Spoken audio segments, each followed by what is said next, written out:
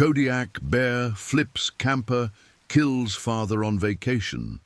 January 15th, 2025. The wind had been building since dawn on January 13th, 2025, carrying with it the metallic scent of snow and something else that wildlife biologist Dr. Elena Vasquez would later describe as the smell of wild spaces disturbed. Standing at the observation deck of the Kodiak National Wildlife Refuge Visitor Center, she watched the last ferry of the season disappear into the grey expanse of Shelikof Strait, its wake the only movement in an otherwise still seascape that seemed to hold its breath. Dr. Vasquez had spent the better part of 17 years studying the behavioral patterns of Ursus arctos middendorfi, the Kodiak brown bear, and she knew the signs. The bears should have been in their dens by now, settled into the deep hibernation that would carry them through Alaska's brutal winter months. Instead, her radiotelemetry data showed unusual movement patterns. Bear 347M, a massive boar they'd nicknamed Sitka for the jagged scar across his face that resembled the outline of the nearby island, had been actively foraging well past his normal denning date. The unseasonably warm weather had disrupted everything. 47 miles southeast of the visitor center, Jason Michael Miller stood outside his rented Winnebago Vista 29 VE, breathing in the crisp air of Middle Bay and feeling more alive than he had in months. At 44, Jason carried the compact, sturdy build of a man who'd spent his career in construction management. His hands permanently stained with traces of concrete dust and his shoulders broad from years of lifting and hauling. His dark hair, now showing threads of silver at the temples, caught the pale afternoon light as he adjusted the stabilizing jacks beneath their temporary home for the next 5 days. "Honey, you need to see this view," he called to his wife, Sarah Michelle Miller, who was inside the camper organizing their supplies with the methodical precision that had made her one of Portland's most successful event planners. At 39, Sarah possessed an elegant efficiency that masked an adventurous spirit most of her corporate clients never suspected. Her auburn hair was pulled back in a practical ponytail, and she wore the kind of high-quality outdoor gear that spoke of someone who took wilderness preparation seriously. "Just give me 2 more minutes," Sarah replied, her voice carrying the slight tension that always accompanied her when she was ensuring everything was perfectly arranged. She was cross-referencing their food supplies against the bear safety guidelines they'd received from Kodiak Adventures, the outfitting company that had arranged their rental and provided the mandatory bear safety briefing. "I want to make sure we've got everything secured properly. The last thing we need is to attract unwanted visitors." Jason smiled at her characteristic thoroughness. After 16 years of marriage, he'd learned to appreciate the way Sarah's attention to detail balanced his more spontaneous nature. This trip to Kodiak Island had been his idea, a celebration of his promotion to regional construction supervisor and their first real vacation alone since their daughter Emma had left for college at Oregon State University 3 months earlier. Emma Miller, 18 and majoring in environmental science, had been the one to suggest Alaska. "You guys never do anything just for yourselves," she'd said during their last family dinner before her fall semester began. "Go somewhere wild. Go somewhere that will remind you why you fell in love with each other." The irony wasn't lost on Jason as he surveyed their campsite at Passaquoddy Bay. They'd chosen this particular spot, recommended by their outfitter Tommy Kowalski, specifically because it offered both spectacular views and what Tommy had described as reasonable bear activity. Tommy, a third-generation Kodiak native with 28 years of guiding experience, had assured them that this time of year, with most bears denned up for winter, they'd likely see nothing more threatening than the occasional red fox or river otter. Tommy Kowalski stood 6 feet 4 inches tall, with the kind of weathered face that came from decades of Alaskan winters, and the quiet confidence of a man who'd spent his life reading the moods of the wilderness. He'd inherited Kodiak adventures from his father, Victor Kowalski, who'd immigrated from Poland in 1967 and built the business from a single kayak and an unshakable belief that people needed to experience the raw beauty of Kodiak to truly understand their place in the world.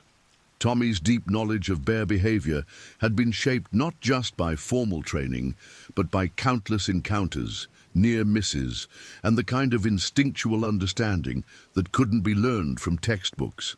The thing about Kodiak bears, Tommy had explained during their safety briefing 2 days earlier, is they're not just bigger than other brown bears, they're smarter.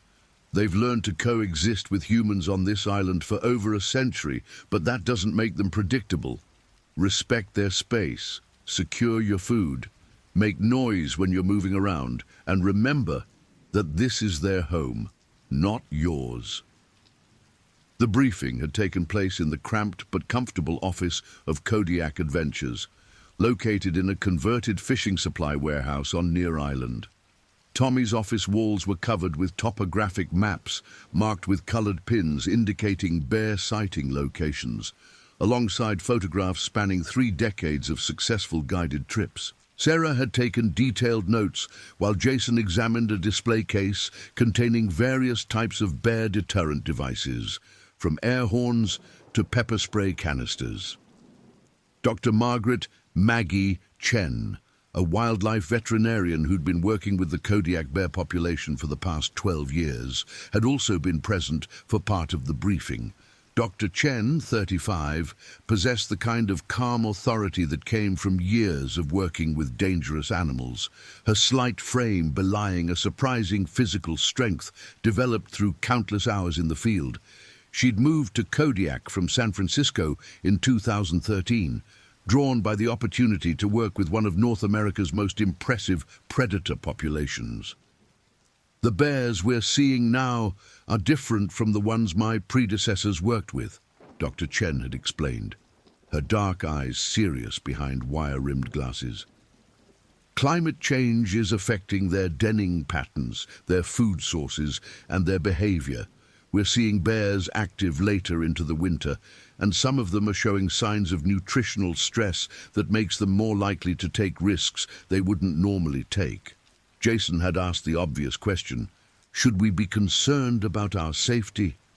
Tommy and Dr. Chen had exchanged a look that Sarah later described as professional but not entirely reassuring.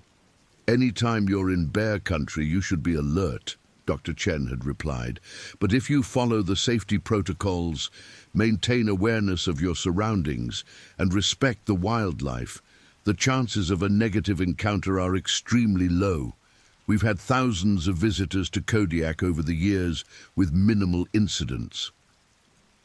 What she hadn't mentioned, because the data was still being analyzed and hadn't yet been released to the public, was that bear incidents on Kodiak had increased by 37% over the previous 2 years. Dr. Vasquez's research, combined with reports from local residents and guides, suggested that changing environmental conditions were creating more frequent human-bear encounters, though most still ended without injury. The Millers had felt confident in their preparation. They'd invested in a comprehensive bear safety kit, including 2 canisters of high-grade pepper spray, a portable electric fence system for their campsite perimeter, and a satellite communicator with GPS tracking capability. Their food was stored in approved bear-resistant containers, and they'd familiarized themselves with proper protocols for cooking, cleaning, and waste disposal in bear country. What they couldn't have known was that Bear 347-M, the massive boar known as Sitka, had been actively patrolling the coastline of Pasagshak Bay for the past 4 days. His normal hibernation delayed by a combination of warmer-than-usual temperatures and the lingering effects of a late-season salmon run that had disrupted his internal clock. At an estimated weight of 1,200 pounds and standing nearly 10 feet tall when reared on his hind legs, Sitka represented the apex of Kodiak bear evolution, a creature perfectly adapted to dominate his environment and with little reason to fear any other living thing. Dr. James Hartwell, a bear behavior specialist from the University of Alaska Fairbanks, who'd been collaborating with Dr. Vasquez on a long-term study of Kodiak bear hibernation patterns, had been tracking Sitka's movements through GPS collar data since September. Dr. Hartwell, 51, was a man whose academic credentials were matched by practical field experience, having spent portions of the last 25 years observing bear behavior across Alaska, Western Canada, and the northern Rocky Mountains. The GPS data from Sitka's collar showed a troubling pattern. Instead of the gradual reduction in movement that typically preceded denning, Sitka had been covering increasingly large territories, sometimes traveling more than 20 miles in a single day. His movement patterns suggested he was searching for something: food, a suitable den site, or possibly responding to some environmental stimulus that the researchers hadn't yet identified. "It's not unprecedented, Doctor," Hartwell had noted in his field report dated January 10th, 3 days before the Millers' arrival on Kodiak. "But it's concerning. When a bear of Sitka's size and dominance stays active this late in the season, it usually indicates some form of stress or disruption. The question is whether that stress will drive him to avoid human contact or potentially make him more dangerous." The afternoon of January 13th passed peacefully for the Millers. They spent the daylight hours exploring the immediate area around their campsite, taking photographs of the dramatic coastline where the Pacific Ocean met the rugged terrain of Kodiak Island in a symphony of crashing waves and wind-carved cliffs. Sarah had brought her professional-grade Canon EOS R5 camera, and she spent considerable time capturing the interplay of light and shadow across the landscape, focusing particularly on a series of images that showed the contrast between the deep blue of the ocean and the snow-dusted peaks of the interior mountains. Jason, meanwhile, had set up a portable camp chair near the edge of their campsite and spent time simply observing the environment, something he rarely had the opportunity to do in his busy professional life. The construction industry demanded constant movement, constant decision-making, constant noise. Here, the only sounds were the rhythmic crash of waves against the rocky shore and the occasional cry of a bald eagle riding the thermal currents above the bay. Their dinner that evening consisted of pre-packaged camping meals heated on a compact propane stove, beef stew for Jason and chicken teriyaki for Sarah, supplemented by instant coffee and trail mix they'd brought from Portland. They ate inside the Winnebago as the sun set, painting the sky in shades of orange and purple that seemed almost artificial in their intensity. "I could get used to this," Jason said, reaching across the small dinette table to take Sarah's hand. "Maybe we should think about doing more trips like this." Sarah smiled, though something in her expression suggested a reservation she wasn't quite ready to voice. "It's beautiful," she agreed, "but I have to admit, the isolation is a little intimidating. We're pretty far from help if something goes wrong." "That's what makes it an adventure," Jason replied, his optimism undiminished by her concern. "Besides, we've got the satellite communicator. We followed all the safety protocols, and Tommy said this area is typically very quiet this time of year." What they didn't know was that at that exact moment, Sitka was approximately 2 miles northwest of their position, following a scent trail that had caught his attention during his afternoon foraging. The scent wasn't immediately identifiable as human. The wind patterns and distance masked the specific odors that might have triggered his wariness. But it was definitely something unusual in his territory, something that warranted investigation. Ranger Patricia Patty Morrison had been conducting her evening patrol of the Passaguash Bay area when she noticed unusual scratching marks on a large Sitka spruce tree about 3/4 of a mile from the Millers' campsite. Ranger Morrison, 42, had spent the last 14 years working for the Kodiak National Wildlife Refuge, and she knew bear sign when she saw it. These marks were fresh, made within the last day or two, and they were high on the tree trunk, indicating a very large bear. Ranger Morrison was a woman whose professional competence had been forged through years of dealing with dangerous wildlife situations, extreme weather conditions, and the constant challenges of protecting both human visitors and the natural ecosystem of Kodiak Island. She stood 5 feet 6 inches tall, with the kind of wiry strength that came from regular hiking across difficult terrain, her brown hair usually hidden beneath the distinctive hat of the U.S. Fish and Wildlife Service. Her radio crackled to life as she examined the tree markings more closely. "Base, this is Morrison. I'm at grid reference 7 Alpha Charlie, about 3/4 of a mile northwest of the registered campsite at Passagshack Point.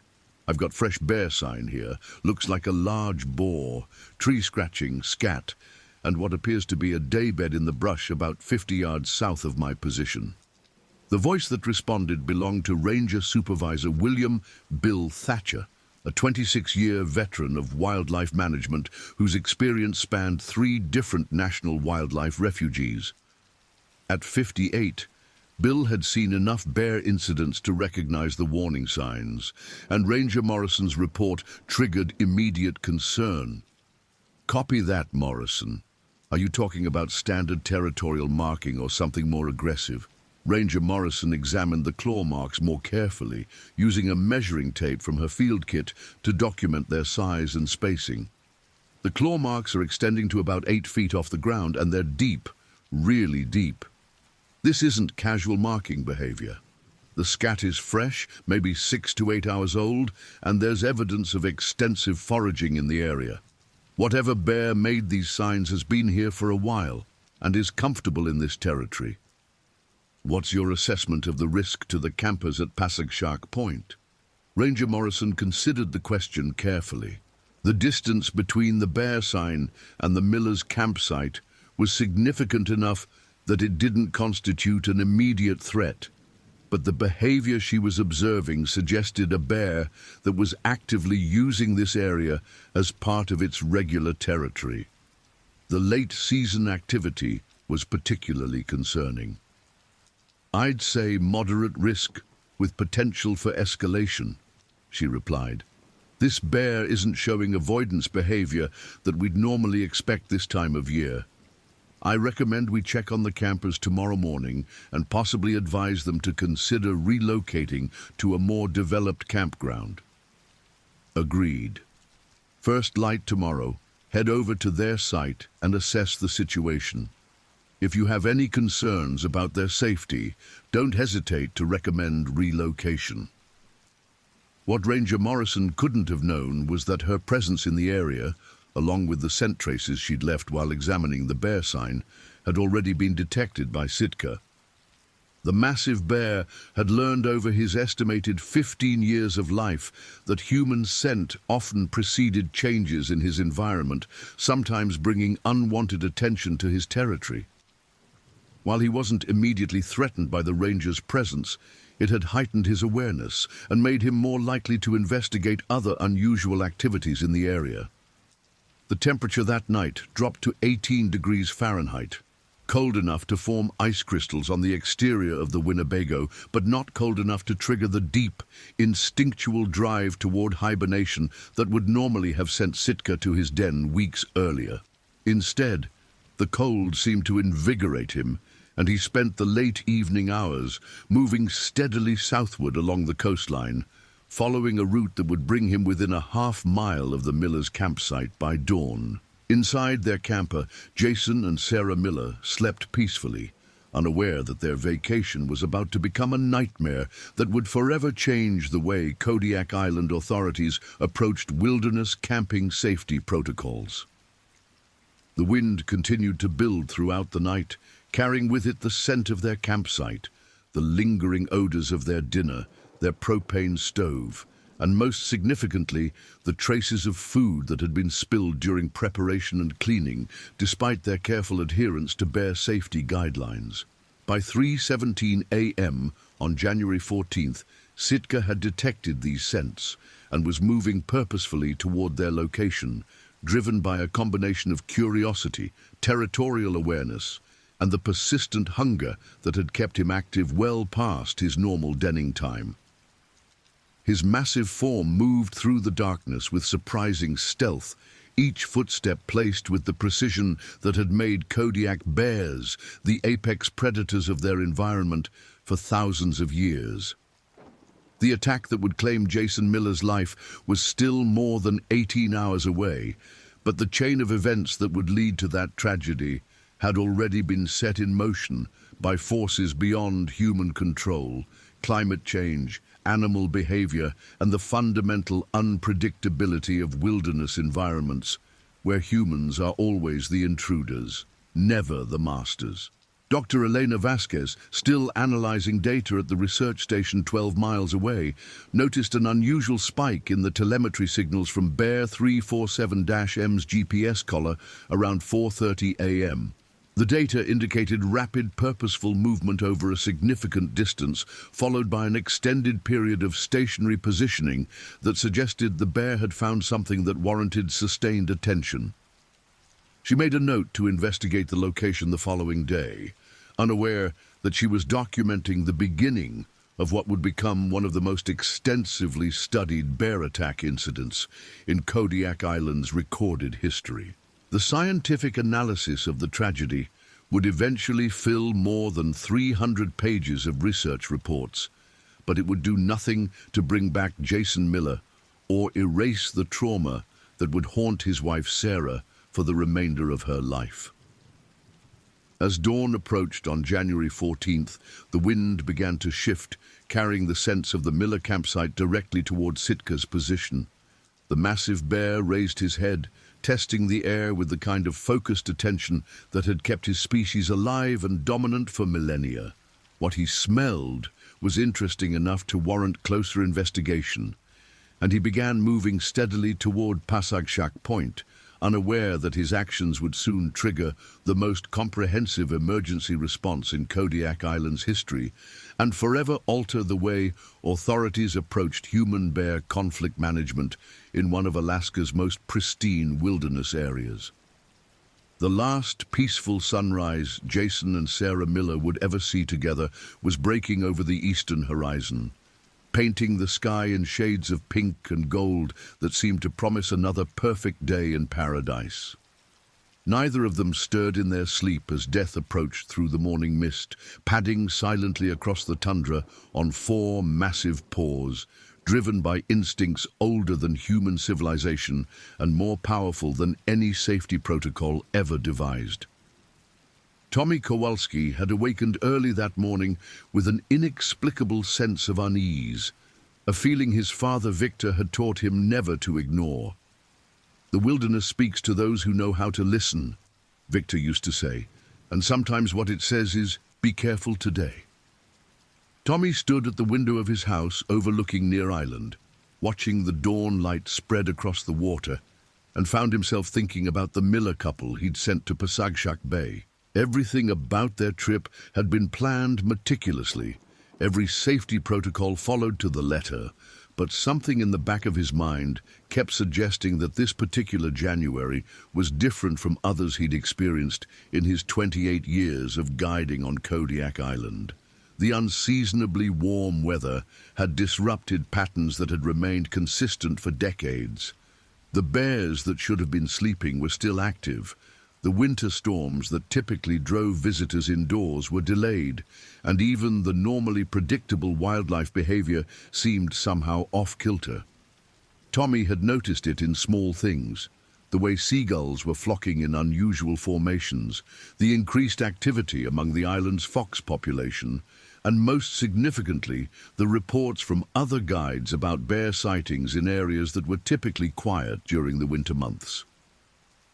As he prepared his morning coffee, Tommy made a mental note to check on the Millers later that day. It wasn't part of his standard service protocol. Guests who rented equipment for independent camping were expected to be self-sufficient, but his father's lessons about trusting instinct had served him well over the years. Better to be embarrassed by overcaution than sorry about neglect, Victor had always said. Dr. Margaret Chen was beginning her morning rounds at the Kodiak Island Hospital when she received an unusual request from the Alaska State Troopers' Wildlife Enforcement Division.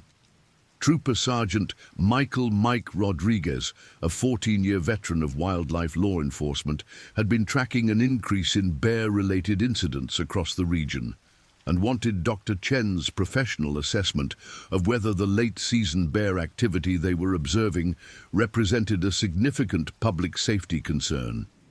Sergeant Rodriguez, 37, possessed the kind of methodical investigative approach that had made him one of Alaska's most effective wildlife enforcement officers.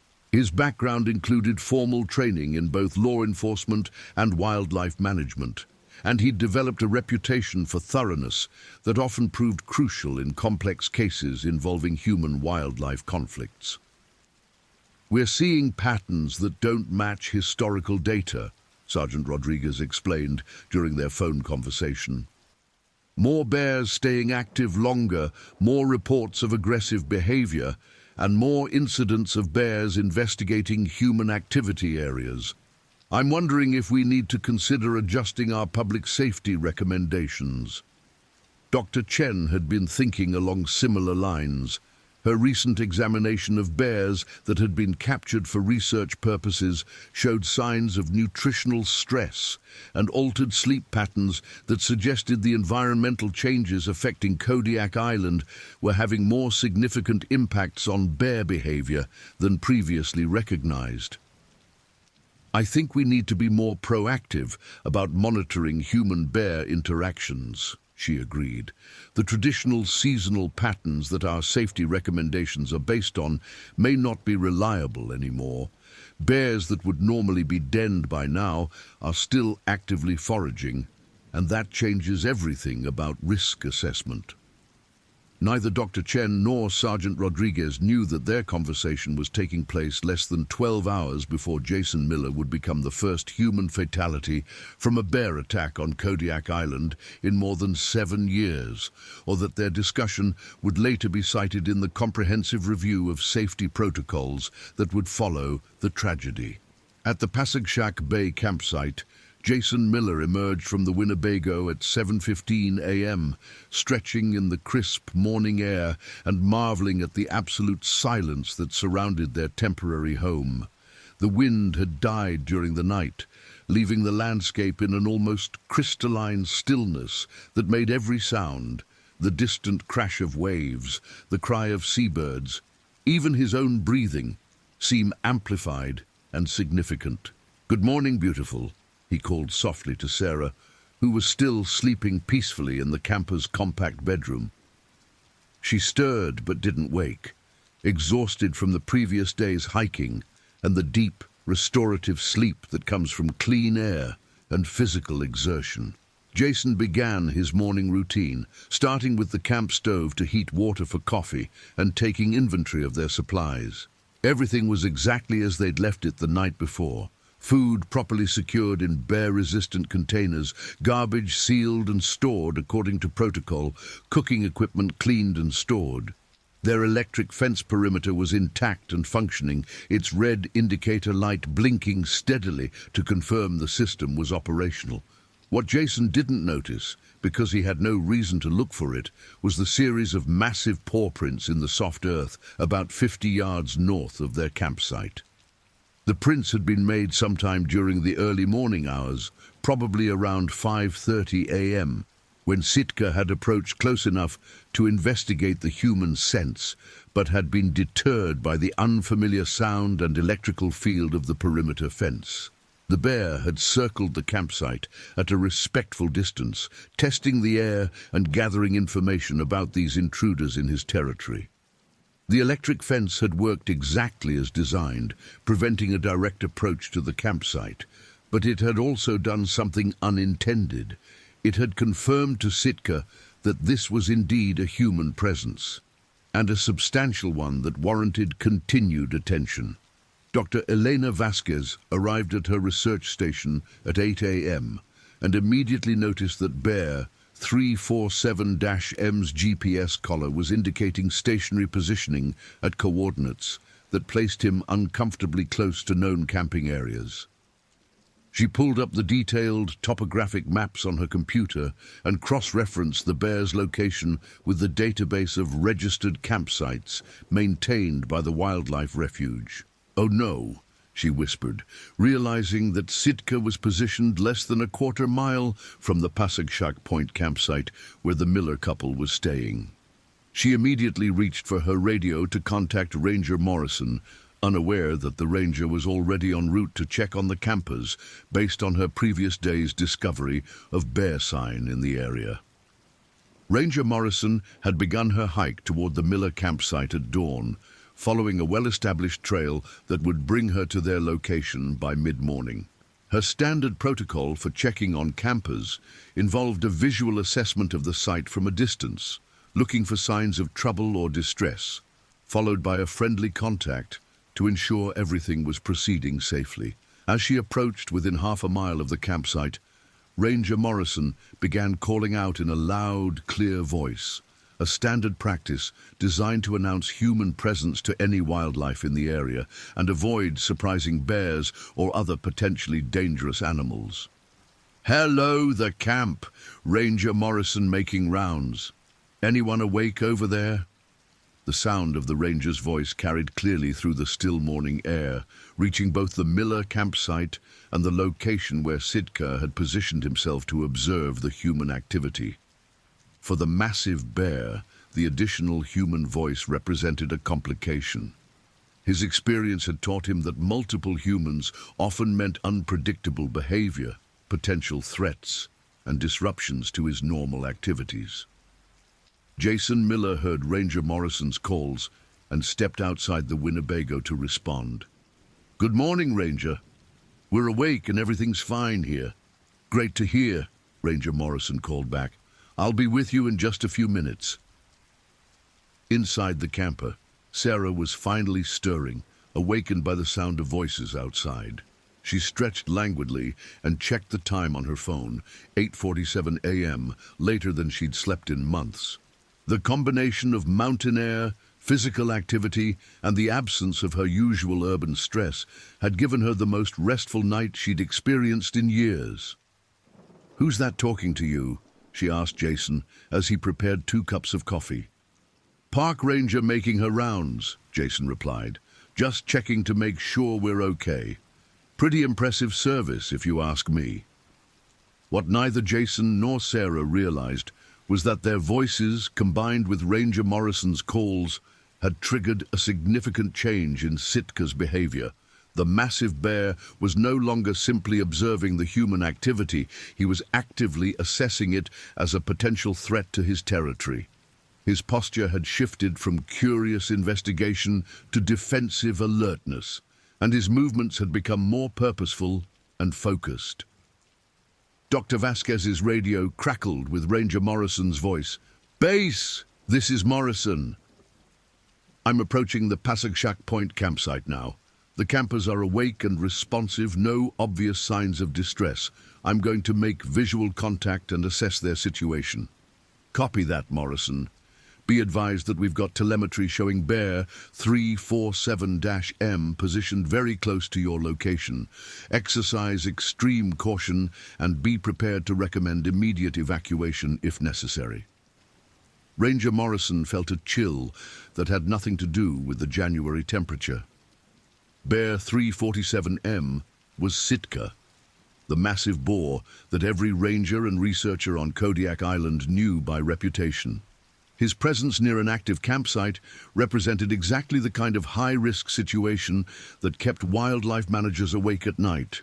"Roger, base. I'm going to approach carefully and assess the situation.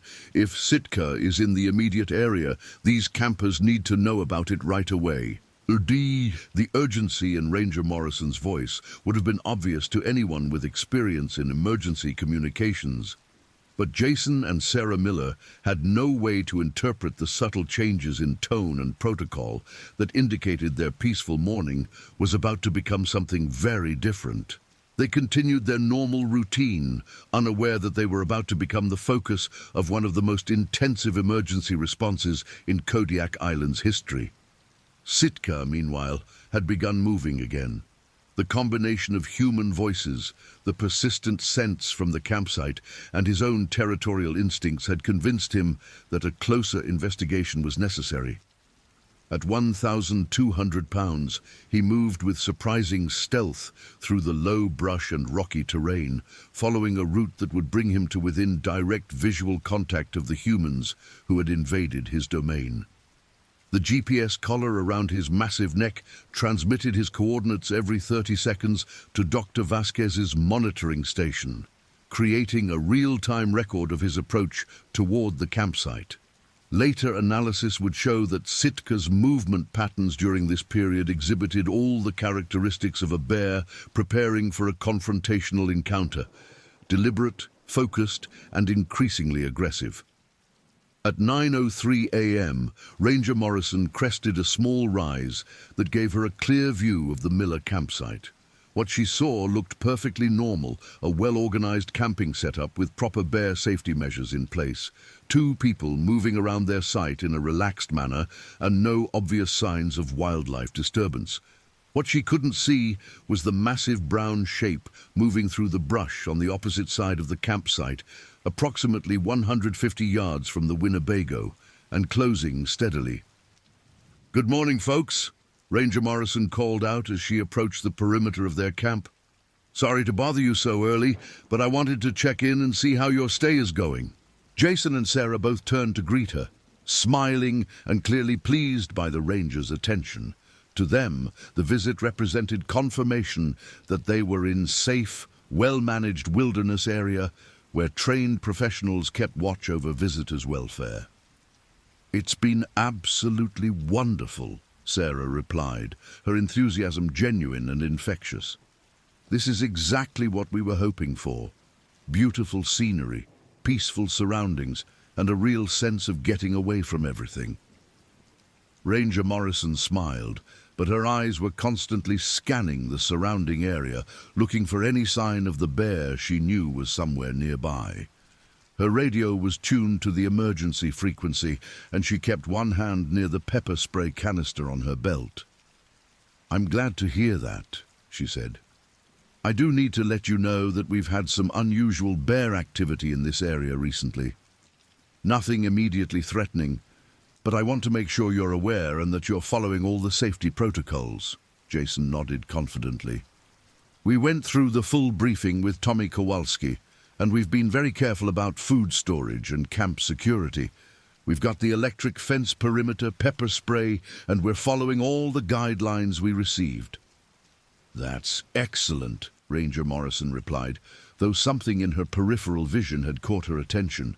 A flash of brown that was too large and too purposeful to be anything other than what she feared. "I need you both to listen to me very carefully. I want you to gather your essential gear right now: warm clothes, emergency supplies, communication equipment, and be prepared to leave this campsite immediately." The change in Ranger Morrison's tone was dramatic enough that both Jason and Sarah immediately understood that something was seriously wrong.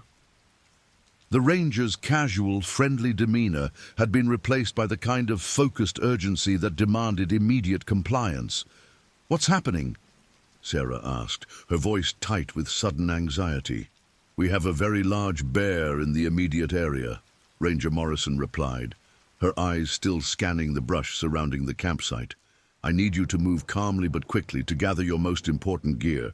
We're going to evacuate you to a safer location until we can assess the situation more thoroughly." Jason felt a surge of adrenaline as the reality of their situation began to sink in. This wasn't a routine safety check. This was an emergency evacuation. He immediately began moving toward the Winnebago to gather their essential supplies, his construction worker's instincts for recognizing and responding to dangerous situations kicking in automatically. "How immediate is immediate?" he asked, already reaching for their backpack containing emergency supplies. Ranger Morrison was about to answer when her radio erupted with Dr. Vasquez's voice, tight with urgency. "Morrison, be advised that Bear 347M is now showing rapid movement directly toward your location." GPS indicates he's less than 100 yards from the campsite and closing fast. You need to initiate immediate evacuation procedures." At that moment, Sitka emerged from the brush line approximately 70 yards northeast of the campsite, his massive form unmistakable against the morning landscape. Standing on his hind legs to get a better view of the humans, he presented a sight that none of them would ever forget. Nearly 10 feet of raw predatory power, his dark brown fur rippling over muscles developed through 15 years of dominance in one of nature's most challenging environments. "Don't run," Ranger Morrison said quietly, her voice steady despite the gravity of the situation. "Move slowly toward me, away from the bear. Don't make sudden movements, don't make direct eye contact, and don't turn your back on him." Sarah felt her knees go weak as she saw the massive animal for the first time. Nothing in Tommy Kowalski's safety briefing or their preparation for this trip had adequately prepared her for the sheer size and presence of a fully grown Kodiak bear in the wild. Every instinct screamed at her to run, but Ranger Morrison's training and the calm authority in her voice kept her focused on following instructions. Jason moved with deliberate care toward the ranger, keeping Sarah close beside him while maintaining awareness of Sitka's position.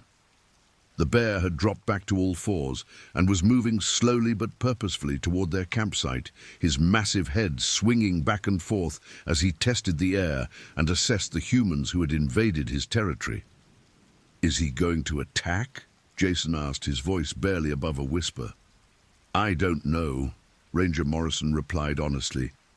"Bears are unpredictable, especially during unusual circumstances like we're seeing this winter. Our best strategy is to give him space and remove ourselves from his territory as calmly as possible." Sitka had now advanced to within 50 yards of the campsite, close enough that they could see the details of his scarred face and the powerful muscles beneath his thick winter coat. His movements were deliberate and confident, showing no signs of the fear or uncertainty that might have indicated he was likely to retreat. Ranger Morrison keyed her radio with trembling fingers. "Base, this is Morrison. We have visual contact with Bear 347-M at approximately 50 yards from the Pasagshak Point campsite. The bear is approaching in a manner consistent with territorial investigation.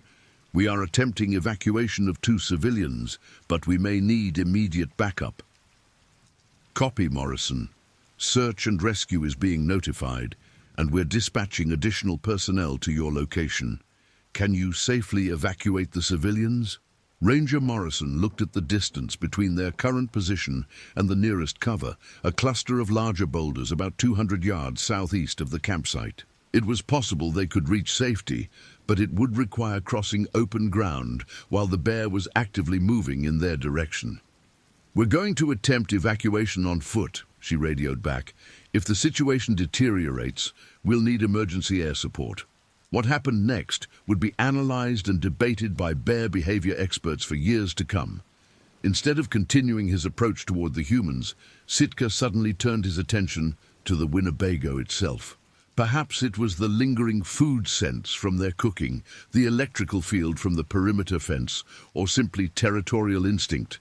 But the massive bear began circling the camper with the focused attention of a predator investigating potential prey. "He's going after our camper," Jason said, torn between relief that the bear wasn't approaching them directly and concern for their temporary home and all their belongings. "Let him have it," Ranger Morrison replied firmly. "Property can be replaced. You can't." Sitka's investigation of the Winnebago quickly escalated from curiosity to aggression. Using his massive claws, he began testing the vehicle's exterior, leaving deep gouges in the aluminum siding as he searched for a way inside. The sound of metal being torn and twisted echoed across the landscape, a reminder of the incredible power contained in his 1,200-pound frame. "We need to move now while he's focused on the camper," Ranger Morrison said. "Stay close together, move quietly, and head toward those rocks. If he turns his attention back to us, stop immediately and wait for my instructions." The evacuation from the Pasagshak Point campsite began at 9:17 a.m. on January 14, 2025, marking the beginning of an ordeal that would test every aspect of Kodiak Island's emergency response capabilities and forever change the way authorities approached wilderness camping safety protocols. As the three humans moved carefully across the open ground, leaving behind their equipment and temporary shelter, none of them could have imagined that their nightmare was just beginning. Behind them, Sitka continued his systematic destruction of the Winnebago, driven by instincts that had evolved over thousands of years to eliminate threats and investigate anomalies in his territory. The sound of his claws against metal created an otherworldly symphony that would haunt Sarah Miller's dreams for the rest of her life. The bear attack that would claim Jason Miller's life was still hours away, but the final sequence of events had been set in motion by forces beyond human control and understanding. In the wilderness, humans are always visitors, and sometimes the wilderness decides that visiting privileges have been revoked.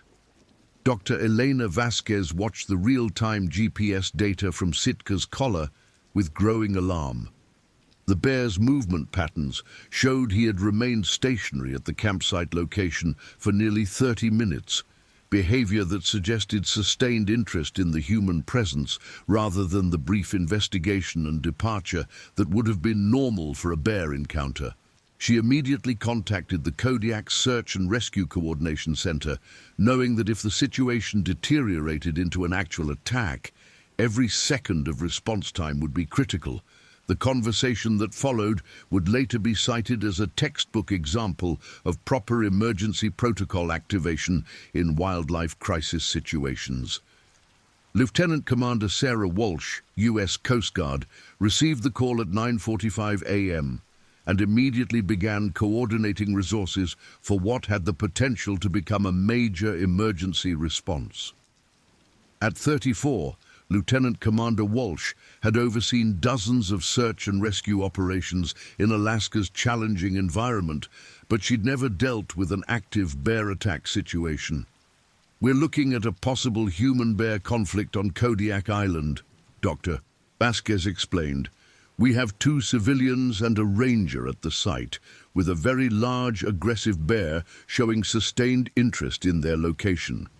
The bear has already damaged their equipment and is demonstrating territorial behavior that suggests this could escalate quickly." "Understood," Lieutenant Commander Walsh replied. "What's the current status of the personnel on scene?" Last radio contact indicated they were attempting evacuation on foot, but they're in open terrain with limited cover options. The bear is a 1,200-pound boar with a history of dominant behavior, and his actions are consistent with territorial defense rather than simple investigation. Lieutenant Commander Walsh began activating the emergency response protocol that would eventually involve more than 40 personnel from 6 different agencies. The complexity of the response would later be analyzed as both a triumph of interagency cooperation and a sobering reminder of how quickly wilderness situations could overwhelm even the most comprehensive emergency planning. At the Pasagshak Point campsite, Ranger Morrison, Jason, and Sarah had successfully reached the relative safety of the boulder cluster without attracting Sitka's direct attention. From their position, they could see the bear continuing his systematic destruction of the Winnebago, his powerful claws and teeth reducing their temporary home to twisted metal and scattered debris. "How long do we wait here?" Sarah asked, her voice shaking with cold and adrenaline. "Until help arrives, or the bear moves on," Ranger Morrison replied. "We're in a defensible position here, and he doesn't seem immediately interested in pursuing us. The best thing we can do is stay calm and avoid doing anything that might attract his attention." Jason watched in fascination and horror as Sitka dismantled their camper with methodical efficiency. The bear's intelligence was evident in the way he approached the vehicle, testing different access points and using his claws with precision rather than brute force. It was a reminder that Kodiak bears weren't just large and powerful, they were also highly intelligent problem solvers with the ability to adapt their behavior to new situations. "I've never seen anything like that," Jason said quietly. "He's not just destroying it randomly. He's actually figuring out how it's put together." Ranger Morrison nodded grimly. "Kodiak bears are incredibly smart. They learn from experience and they remember. This bear has probably encountered human equipment before, and he's applying what he's learned to investigate your camper." The radio crackled with updates from the coordination center.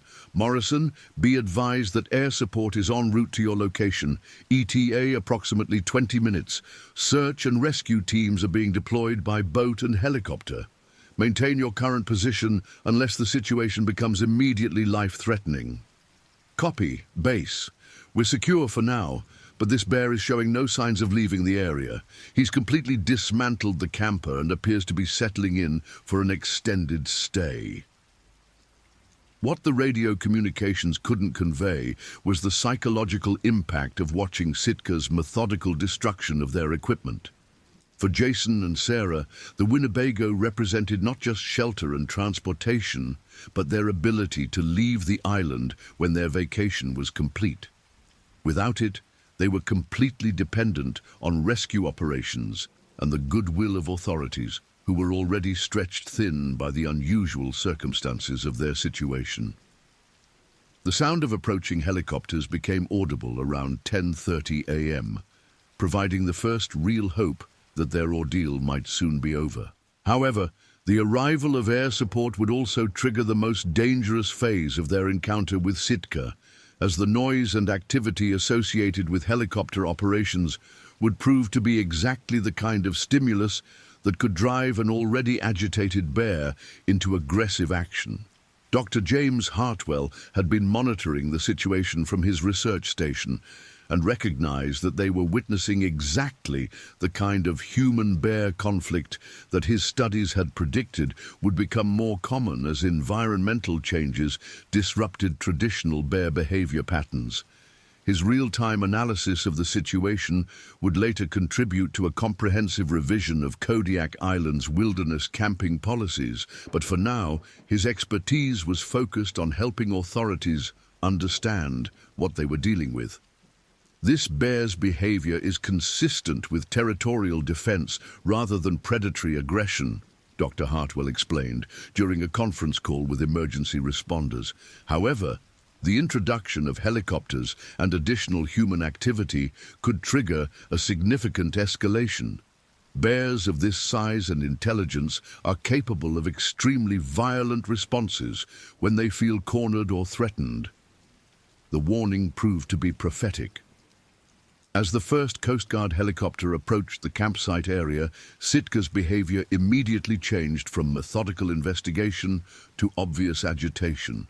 The massive bear raised his head toward the sky, his ears flattened against his skull, in a display of defensive aggression that every bear expert recognized as a prelude to potentially violent action. "The helicopter is making him angry," Sarah observed, watching Sitka's body language change as the aircraft circled overhead. "Bears don't like aircraft," Ranger Morrison explained. "The noise is threatening to them, and they can't escape from it the way they can from ground-based threats. This could get very bad very quickly." And dripped. The helicopter pilot, Chief Petty Officer Marcus Thompson, was an experienced search and rescue aviator with more than 12 years of flying in Alaska's challenging conditions. However, his training had never included specific protocols for dealing with wildlife that might become aggressive in response to aircraft operations.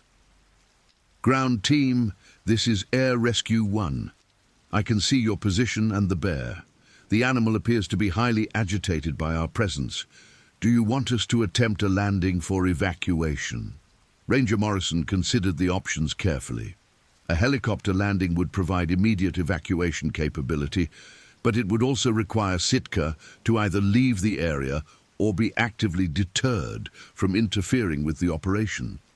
Given the bear's size, intelligence, and current state of agitation, neither outcome seemed particularly likely. "Negative on immediate landing," she radioed back. "The bear is showing signs of defensive aggression, and a landing attempt could trigger an attack. Can you maintain a holding pattern while we assess alternatives?" "Copy that. We'll maintain distance and altitude to minimize further agitation of the animal." The standoff that followed would last for nearly 2 hours, with emergency responders working to develop a strategy that would allow safe evacuation without triggering a violent response from Sitka. During this time, the massive bear remained in the vicinity of the destroyed camper, occasionally looking up at the circling aircraft, but primarily focused on maintaining control of what he clearly considered his territory. For Jason and Sarah Miller, the waiting was almost unbearable. They were cold, scared, and completely dependent on others for their safety, while watching a wild animal casually destroy their property and seemingly hold an entire emergency response operation at bay through his mere presence. "I keep thinking this isn't really happening," Sarah said during one of their quieter moments. "This morning we were on vacation, and now we're hiding behind rocks while a bear destroys our camper and helicopters circle overhead. It's surreal." Jason squeezed her hand, trying to project confidence he didn't entirely feel. "We're going to get through this. Look at all the people working to help us. This is exactly why we followed all the safety protocols and why there are trained professionals monitoring these areas." What Jason didn't know was that their ordeal was about to enter its most dangerous phase. Dr. Vasquez's continued monitoring of Sitka's GPS collar was showing movement patterns that suggested the bear was becoming increasingly agitated rather than adapting to the presence of aircraft and emergency personnel. The radio crackled with Dr. Vasquez's voice. "All units, be advised that Bear 347-M is showing movement patterns consistent with escalating territorial defense behavior. His stress indicators are increasing rather than stabilizing. We may be approaching a threshold where passive management options are no longer viable."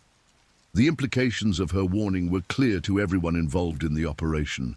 If Sitka's behavior continued to escalate, authorities might be forced to consider more aggressive intervention options, including the possibility of destroying the bear to ensure human safety. For everyone involved, the thought of killing such a magnificent animal was deeply troubling, but the protection of human life had to take precedence over all other considerations. Tommy Kowalski had been monitoring emergency radio traffic from his office and felt a growing sense of responsibility for the situation. As the outfitter who had recommended the Pasagshak Point campsite and provided the safety briefing, he couldn't help but wonder if there was something he could have done differently to prevent the crisis. At 12:45 p.m., Tommy made the decision to join the response effort, using his intimate knowledge of Kodiak Island terrain and bear behavior to assist in developing evacuation options. His boat, a well-equipped 28-foot vessel designed for navigating Kodiak's challenging coastal waters, could potentially provide an alternative evacuation route that wouldn't require helicopter operations in the immediate vicinity of an agitated bear. "This is Tommy Kowalski with Kodiak Adventures," he radioed to the coordination center. "I'm familiar with the terrain around Pasagshak Point, and I may be able to provide water-based evacuation support. My vessel can access the shoreline approximately half a mile south of the current incident location." Lieutenant Commander Walsh immediately recognized the potential value of Tommy's offer. A water-based evacuation would allow them to extract the endangered personnel without requiring aircraft operations directly over Sitka's position, potentially avoiding the escalation that everyone feared.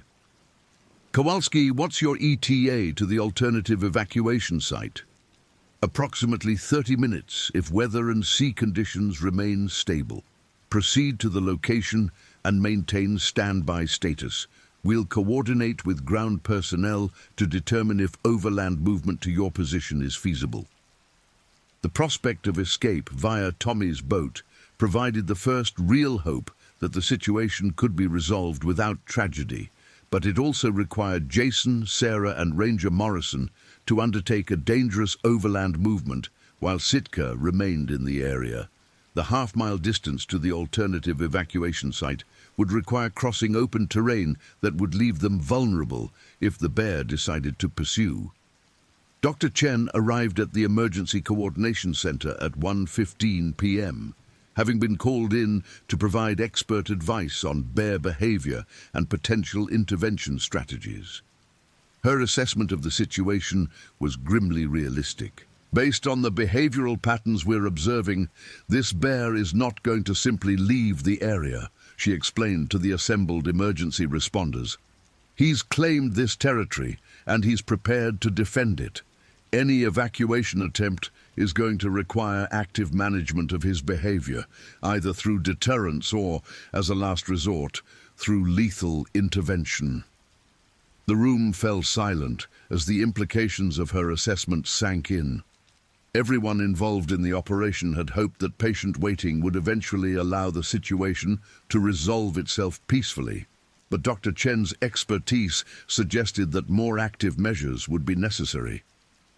"What are our options for non-lethal deterrence?" Lieutenant Commander Walsh asked. "Limited, given his size and current state of agitation," Dr. Chen replied. "Standard deterrence methods like noisemakers or rubber bullets are unlikely to be effective against a bear of this size when he's in territorial defense mode. We could try coordinated harassment using multiple aircraft to drive him away from the area, but that carries the risk of triggering exactly the kind of aggressive response we're trying to avoid." Sergeant Rodriguez had been listening to the discussion with growing concern. As the law enforcement officer ultimately responsible for public safety decisions, he understood that the time for passive management approaches was rapidly running out. "What's the timeline for deciding on more aggressive intervention?" he asked. "Daylight is our biggest constraint," Dr. Chen replied. "Once darkness falls, our ability to monitor the bear's behavior and coordinate safe evacuation becomes much more limited. If we're going to resolve this situation, we probably need to act within the next few hours." The pressure of the approaching deadline added urgency to every decision and every communication. At the boulder cluster where Jason, Sarah and Ranger Morrison waited, the psychological strain of prolonged exposure to danger was beginning to take its toll. "I can't stop shaking," Sarah admitted, her voice tight with exhaustion and stress. "I know we're supposed to stay calm, but I keep thinking about what could happen if that bear decides to come over here." "We're going to be okay," Jason said, though his own confidence was beginning to waver. "Look at all the resources they've deployed to help us. They're not going to let anything happen to us." Ranger Morrison was monitoring radio traffic and understood better than the Millers just how complex their situation had become. The growing involvement of multiple agencies, the deployment of specialized equipment, and the increasingly urgent tone of the communications all indicated that their rescue was far from routine. "I need you both to understand that we may be asked to make some difficult decisions in the next few hours," she said carefully. "The authorities are working on several different evacuation options, but each one carries some level of risk. When the time comes to move, we're going to need to act quickly and follow instructions exactly." The radio crackled with Tommy Kowalski's voice. "Coordination Center, this is Kowalski. I'm in position at the alternative evacuation site. Seas are manageable, and I have clear access to the shoreline, standing by for evacuation procedures." "Copy, Kowalski. Ground team, are you prepared to attempt overland movement to the water evacuation site?" Ranger Morrison looked at the terrain between their current position and the shoreline where Tommy's boat waited. The route would require crossing approximately 2,800 feet of open ground with limited cover, during which they would be completely exposed if Sitka decided to pursue them.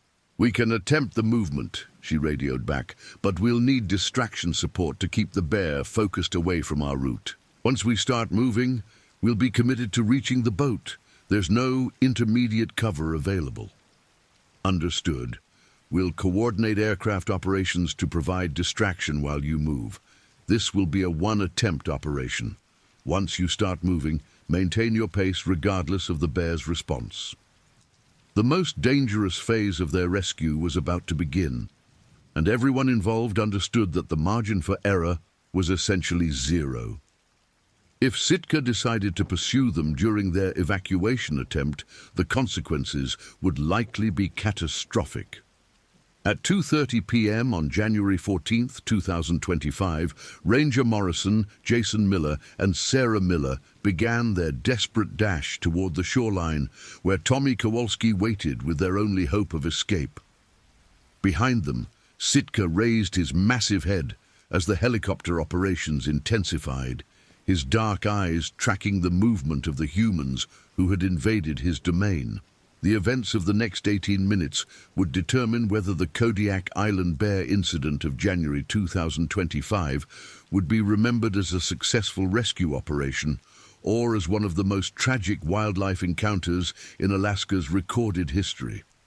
As the three humans ran across the open ground toward safety, none of them could have imagined that their nightmare was about to become infinitely worse, or that by sunset, one of them would be dead and the others would be forever changed by an encounter with the raw power of the Alaskan wilderness. The bear attack that would claim Jason Miller's life was less than 4 hours away, and the final, deadly sequence of events was about to begin. The next stories. Massive grizzly crushes police SUV. April 2nd, 2025. The morning mist clung to the Lamar Valley like a shroud, obscuring the rolling meadows that stretched between the ancient lodgepole pines of Yellowstone National Park. Officer Paul Michael Richards adjusted his rear-view mirror for the third time in 10 minutes, his weathered hands gripping the steering wheel of the Yellowstone National Park Police Department's Ford Explorer with the practiced ease of a man who had patrolled these wilderness roads for over 12 years. At 43, Paul had seen everything the park could throw at him: drunk tourists stumbling too close to Old Faithful, inexperienced hikers lost in the backcountry for days, and enough wildlife encounters to fill a dozen incident reports. But nothing in his extensive experience had prepared him for what would unfold in the next 47 minutes. Beside him, Officer Kevin Michael Lopez drummed his fingers against his knee, a nervous habit he'd developed during his 3 years on the force. At 28, Kevin was still considered the rookie, despite his military background and 2 tours in Afghanistan with the 82nd Airborne Division. The transition from desert warfare to wildlife management had been jarring, but Kevin had found an unexpected peace in the vast wilderness of America's first national park. His dark eyes scanned the tree line along the Lamar River, watching for any sign of the radio-collared grizzly bear that had been reported in the area by wildlife biologist Dr. Sarah Michelle Thornton earlier that morning.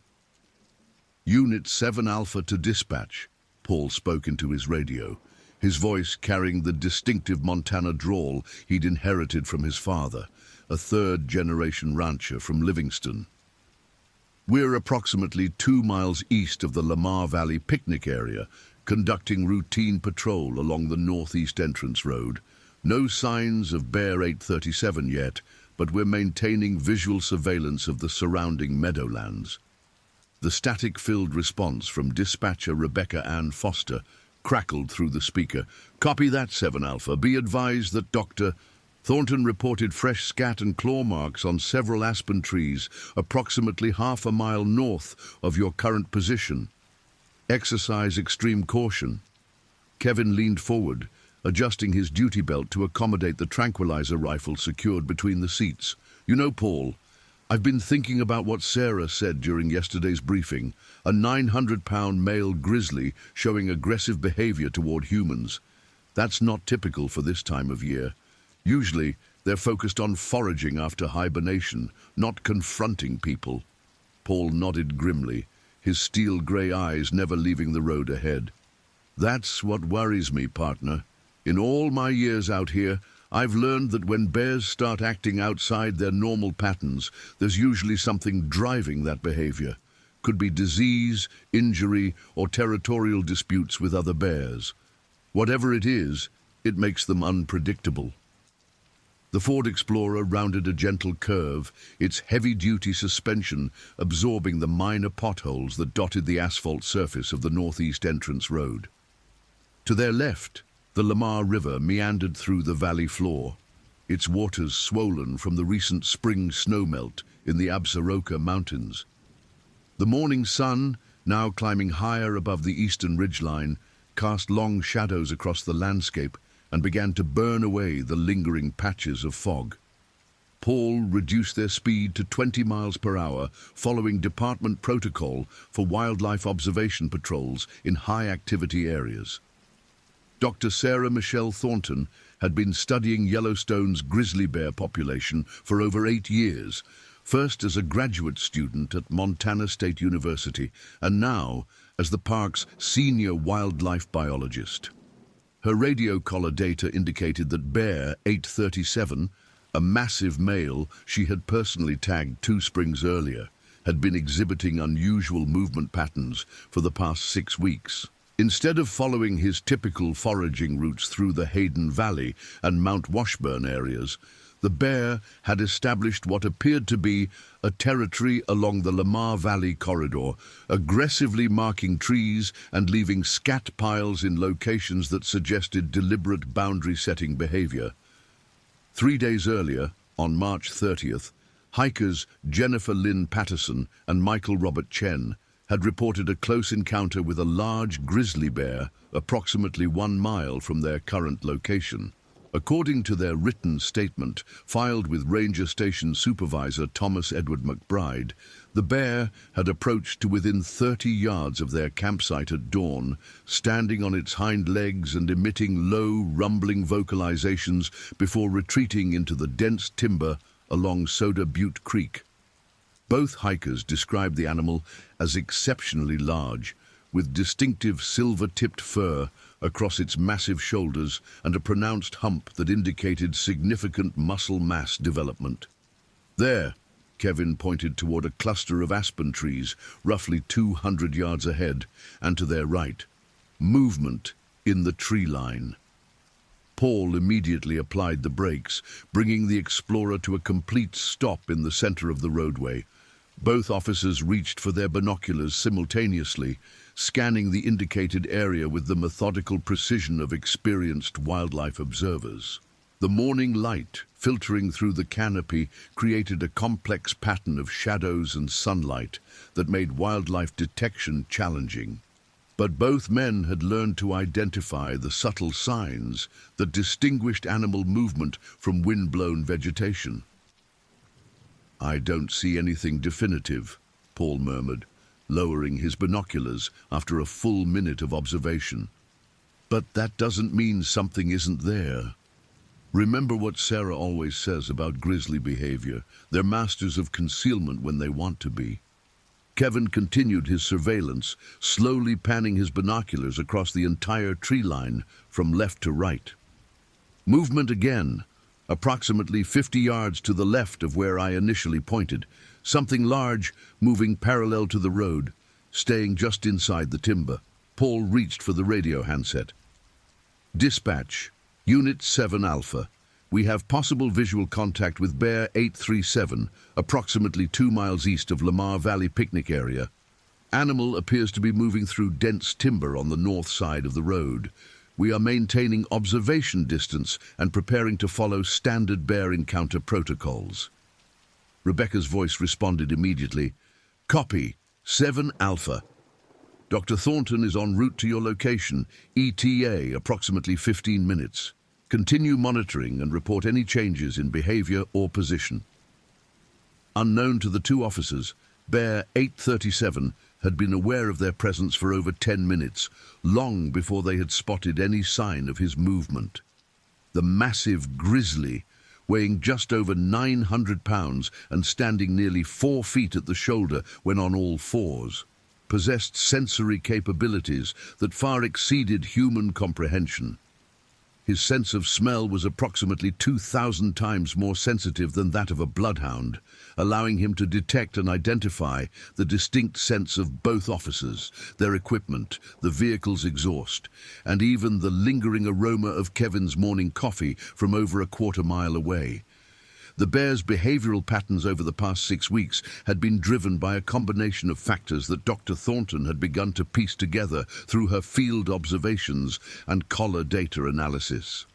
A severe injury to his left front paw, sustained during a territorial dispute with another large male in late February, had significantly impacted his normal foraging efficiency. The wound, now partially healed but still causing him considerable discomfort, had forced him to modify his hunting and food-gathering strategies.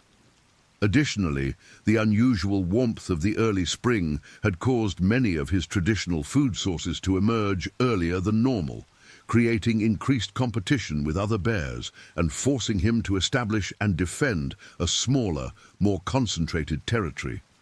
Paul shifted the Explorer into park and activated the emergency flashes, following department protocol for extended wildlife observation stops. Kevin, I want you to get the tranquilizer rifle ready, but keep it secured until I give the word.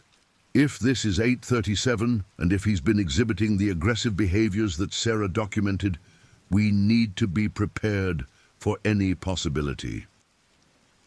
Kevin nodded, releasing his seatbelt and reaching for the specialized rifle mounted between the seats. The weapon was loaded with a single dart containing a carefully calculated dose of telazol, a dissociative anesthetic combination that would render a bear unconscious within 8 to 12 minutes of injection. The radio crackled with an incoming transmission from Dr. Thornton. Unit 7 Alpha, this is Thornton. I'm approximately 8 minutes from your location. Can you provide an updated description of the bear's position and behavior? Paul responded immediately. The animal appears to be moving in a systematic pattern through the timber, roughly parallel to the road. We haven't had a clear visual yet, but the movement pattern suggests a large animal, possibly foraging or conducting territorial marking behavior. At that precise moment, Bear 837 made a decision that would forever alter the lives of everyone involved. The massive grizzly had spent the previous 43 minutes conducting a careful assessment of the two humans and their vehicle, using sight, sound, and scent to determine their potential threat level. His previous encounters with humans had generally resulted in the humans retreating, reinforcing his growing confidence in his ability to dominate his territory. The injury to his paw had made him increasingly irritable and defensive, while his reduced foraging efficiency had left him in a constant state of hunger-driven aggression. The bear emerged from the tree line with surprising speed, his massive bulk moving through the meadow grass with the fluid grace of a predator, perfectly adapted to his environment. Paul saw him first, a dark silhouette against the golden morning light that seemed to materialize from the landscape itself. "Jesus Christ," Paul whispered, his voice barely audible as he watched nearly half a ton of muscle and claw approach their vehicle with obvious intent. "Kevin, we've got a problem. He's coming straight at us, and he doesn't look like he's planning to stop." Kevin grabbed the radio handset, his military training immediately taking precedence over his initial shock. "Dispatch, Unit 7 Alpha, we have an emergency situation. Large grizzly bear approaching our vehicle in an aggressive manner. Requesting immediate backup and wildlife support. Rebecca's response was swift and professional. Copy 7 Alpha. Emergency backup dispatched. ETA 12 minutes. Dr. Thornton is 4 minutes from your location. Follow established bear encounter protocols and maintain radio contact. Bear 837, covered the 200 yards between the tree line and the road in less than 30 seconds, his powerful stride eating up the distance with terrifying efficiency. Paul had witnessed dozens of bears during his career, but none had displayed this level of focused aggression toward a law enforcement vehicle. The animal's massive head was held low, his small, dark eyes fixed unwaveringly on the explorer, while his distinctive shoulder hump rippled with each powerful stride. The bear's breathing was audible even from inside the vehicle, deep, resonant huffs that seemed to communicate both determination and rage. "Start the engine!" Kevin shouted, though Paul was already turning the key. The Ford's V6 engine roared to life, but instead of deterring the approaching bear, the sound seemed to intensify his aggressive posture. Bear 837 rose to his full height on his hind legs, standing nearly 8 feet tall, his massive front paws extended outward in a display that would have been awe-inspiring under different circumstances. From this position, he could see directly into the vehicle, making eye contact with both officers through the windshield. Paul threw the transmission into reverse, but Bear 837 had already closed the final 50 yards. The massive grizzly dropped to all fours and accelerated into what wildlife biologists call a bluff charge. Though in this case, Paul and Kevin would later realize there was nothing bluff about the bear's intentions. The animal struck the front of the Explorer with the force of a small truck, his 900 pounds of muscle and momentum creating an impact that immediately deployed the vehicle's airbags and shattered the front windshield. The Explorer lurched backward under the impact, its front bumper crumpling like paper as Bear 837's powerful front paws found purchase on the hood. Paul fought to maintain control as the vehicle slid sideways across the asphalt, the bear's weight, and continued pushing motion threatening to roll them completely over. Kevin braced himself against the passenger door, the tranquilizer rifle now forgotten, as both men focused on the immediate threat of being crushed inside their own patrol vehicle. Bear 837 had committed completely to his attack, his injured paw seemingly forgotten in the surge of adrenaline and territorial rage. With his front paws firmly planted on the Explorer's hood, he began to rock the vehicle back and forth, testing his ability to overturn it entirely. The bear's massive claws, each over 4 inches long and capable of tearing through tree bark like paper, began to pierce the metal hood, sending sparks flying as they scraped against the engine components beneath. "Get out! Get out now!" Paul screamed, though the violent rocking motion made opening the doors nearly impossible. Kevin managed to release his seatbelt and was fumbling for the door handle when Bear 837 suddenly shifted his position, moving from the front of the vehicle to Paul's side. The driver's side door window exploded inward as one massive paw struck the glass, sending fragments cascading across Paul's lap and arms. The bear's head, easily the size of a garbage can and equipped with 4-inch canine teeth, thrust through the opening. Paul Richards, father of 2 teenage daughters and husband to elementary school teacher Linda Marie Richards, had approximately 3 seconds to contemplate the end of his life. The bear's breath was overwhelming, a mixture of decomposing meat, vegetation, and the musky scent that marked him as a dominant predator. Paul could see individual teeth, yellowed and worn from 12 years of wilderness living, as Bear 837's massive jaws opened wide enough to encompass a human head. The attack was swift and devastating. Bear 837's jaws closed around Paul's neck and upper torso with the crushing force of over 1,500 pounds per square inch, more than enough pressure to crack bones instantly. Paul's desperate scream was cut short as his cervical vertebrae were compressed and displaced, causing immediate unconsciousness. The bear's powerful neck muscles jerked Paul's body partially through the window opening, while his massive front paws continued to tear at the vehicle's interior. Kevin Lopez, drawing upon his military combat experience, managed to kick open the passenger door and roll out onto the asphalt, just as Bear 837 was extracting Paul's lifeless body from the vehicle. The sight of his partner's death filled Kevin with a combination of horror, rage, and survival instinct that overrode his initial shock. He scrambled toward the rear of the Explorer, hoping to reach the equipment compartment where additional weapons were stored. Bear 837, still gripping Paul's body, turned his attention toward the fleeing officer. With a casual shake of his massive head, he released Paul's remains and began to pursue Kevin around the vehicle. The bear's size, which seemed cumbersome from a distance, proved to be no impediment to his speed and agility. Kevin had made it only 10 yards when the bear's massive paw struck him in the back, sending him tumbling across the roadway. Kevin felt his ribs crack as he hit the asphalt, the sound of breaking bones audible even over his own labored breathing. Pain shot through his chest with each attempted breath, but his military training kept him moving. He rolled toward the shoulder of the road, hoping to reach the relative safety of the timberline, but Bear 837 was already positioning himself for another attack. The radio in the Explorer continued to crackle with desperate transmissions from both dispatch and Dr. Thornton, who had arrived on scene just in time to witness the final moments of the attack. Sarah Thornton, despite her extensive experience with dangerous wildlife, had never witnessed such a deliberate and sustained assault on humans by a grizzly bear.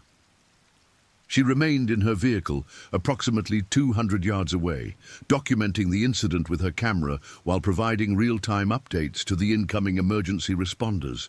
Emergency response, this is Dr. Thornton on scene. Officer down, possibly fatally. Second officer appears to be injured but mobile. Bear 837 is still in attack mode, preventing any immediate rescue attempt. Repeat, we need armed backup immediately.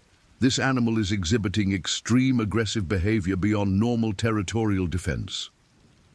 Bear 837 approached Kevin's prone form with the deliberate pace of a predator, confident in his dominance.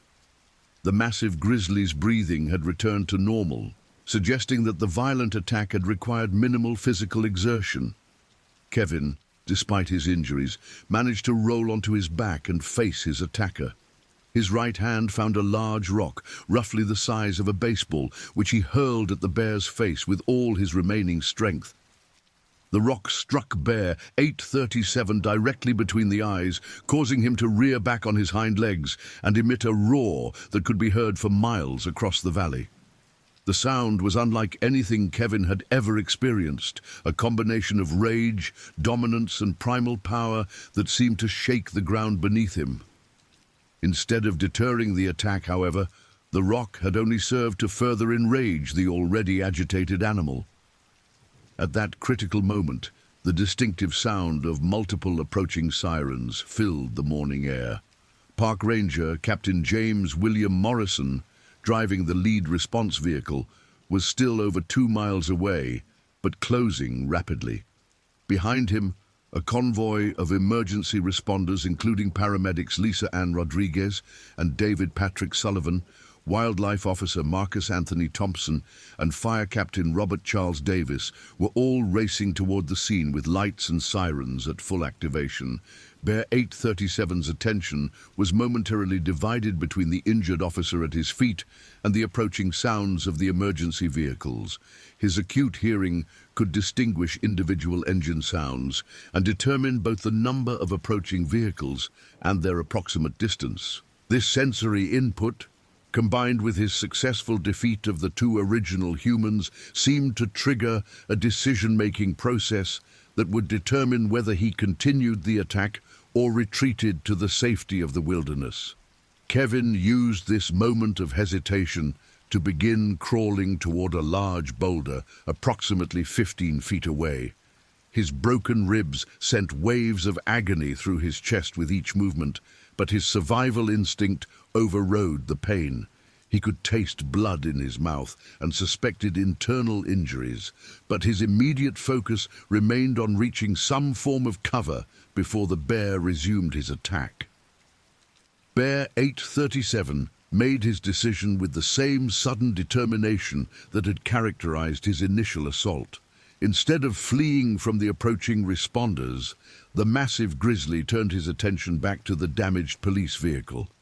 With methodical precision, he began to systematically destroy the Explorer, using his powerful claws and teeth to tear apart everything from the seats to the dashboard.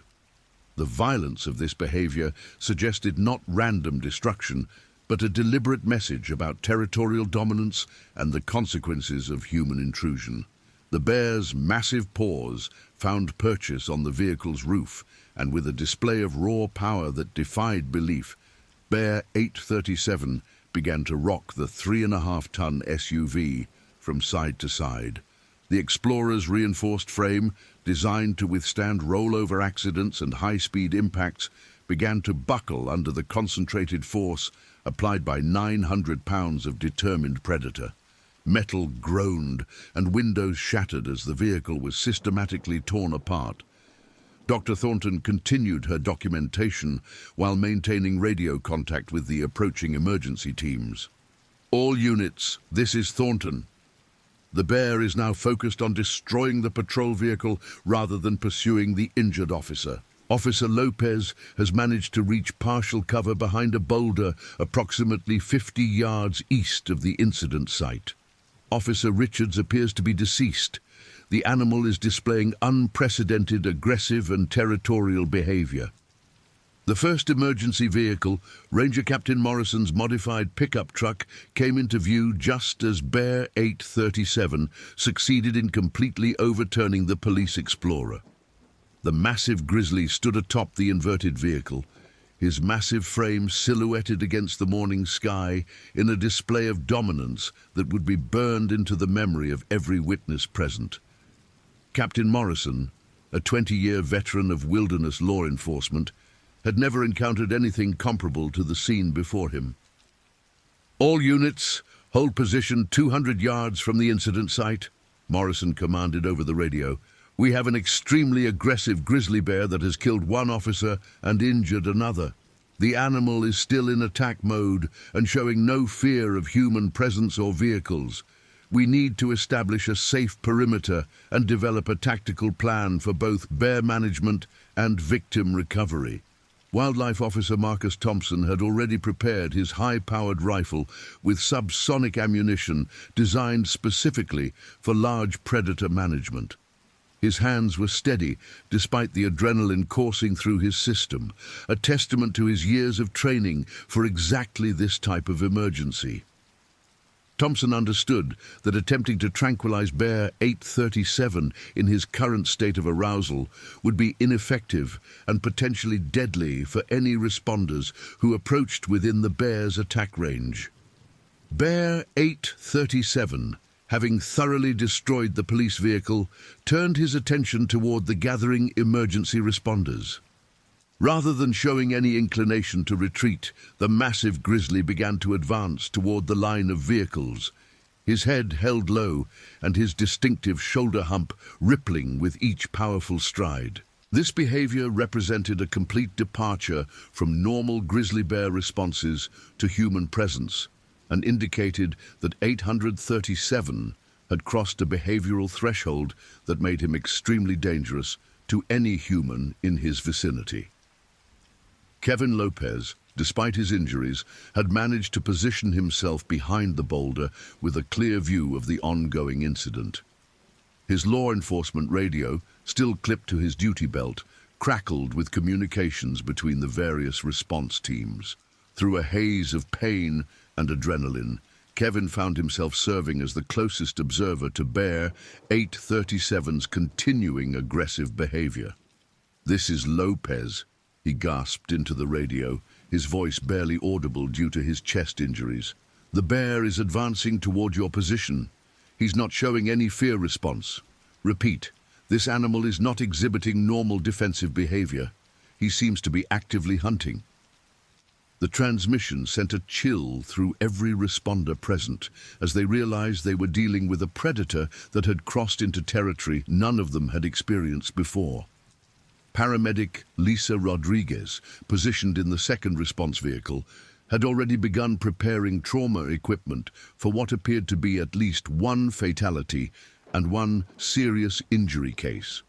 Her partner, David Sullivan, was coordinating with dispatch to ensure that a medical helicopter was en route from Billings, though the presence of the aggressive bear made any immediate rescue attempt impossible. Emergency medical, this is Rodriguez on scene. We have one apparent fatality and one officer with unknown injuries who is conscious and communicating by radio. However, we cannot approach either victim due to the presence of an extremely aggressive grizzly bear. Request immediate air support and trauma team preparation at Billings General. Bear 837 had closed to within 100 yards of the emergency response vehicles when Wildlife Officer Thompson made the decision that would end the immediate threat. His rifle, a .0 .300 Winchester Magnum equipped with a specialized scope, was designed specifically for situations requiring precise, long-range shots on large predators. Thompson had hoped to avoid lethal force, but Bear 837's continued aggressive advance toward multiple civilians and emergency responders left no alternative. The first shot struck Bear 837 in the upper chest, penetrating through the massive shoulder muscle and into the vital organs beneath. The impact caused the bear to rear up on his hind legs, standing at his full 8-foot height while emitting another of his earth-shaking roars. Rather than falling or retreating, however, the wounded bear dropped to all fours and accelerated his charge toward the response vehicles. Thompson's second shot, fired less than 3 seconds after the first, struck Bear 837 directly behind the left shoulder, the bullet's trajectory carrying it through both lungs and into the heart. The massive grizzly continued forward for another 20 yards before his legs finally buckled, sending him tumbling across the asphalt in a cascade of fur and muscle that came to rest less than 50 yards from the nearest emergency vehicle. The sudden silence that followed Bear 837's death was profound and unsettling. For over 20 minutes, the morning air had been filled with the sounds of destruction, roaring, and emergency communications. Now, with the immediate threat eliminated, the full scope of the tragedy began to emerge. Paul Richards, a dedicated officer and family man, lay dead beside the wreckage of his patrol vehicle. Kevin Lopez, despite his injuries, had survived an encounter that would haunt him for the rest of his life. Dr. Thornton was the first to approach Bear 837's massive form, her scientific mind immediately shifting into documentation mode, even as she processed the emotional impact of witnessing such violence. The bear's body, even in death, was an impressive testament to the raw power of North America's apex predator.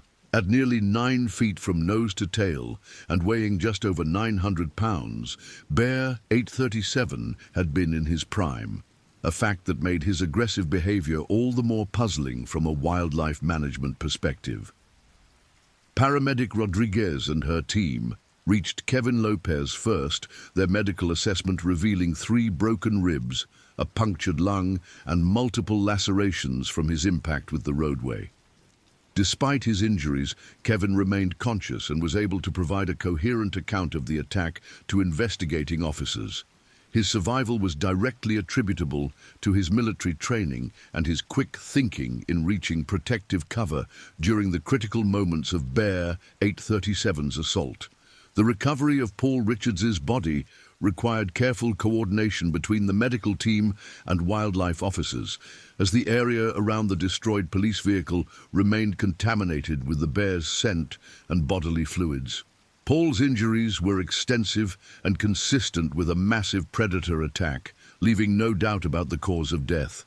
The emotional impact on his fellow officers and the emergency responders was visible and profound. Captain Morrison took charge of securing the scene and coordinating with multiple agencies that would be involved in the investigation. The Federal Bureau of Investigation would examine the incident for any potential criminal elements, while the National Park Service would conduct a comprehensive review of wildlife management protocols. The Wyoming Game and Fish Department would perform a complete necropsy on Bear 837 to determine if disease, injury, or other factors had contributed to his aggressive behavior. Dr. Thornton's preliminary examination of Bear 837's body revealed the partially healed injury to his left front paw, which had clearly been causing him significant discomfort for several weeks. The wound showed signs of infection, which could have contributed to his increased aggression and territorial behavior. Additionally, the bear's overall body condition suggested that he had been experiencing difficulty foraging effectively, leading to the hunger-driven desperation that may have triggered his attack on humans.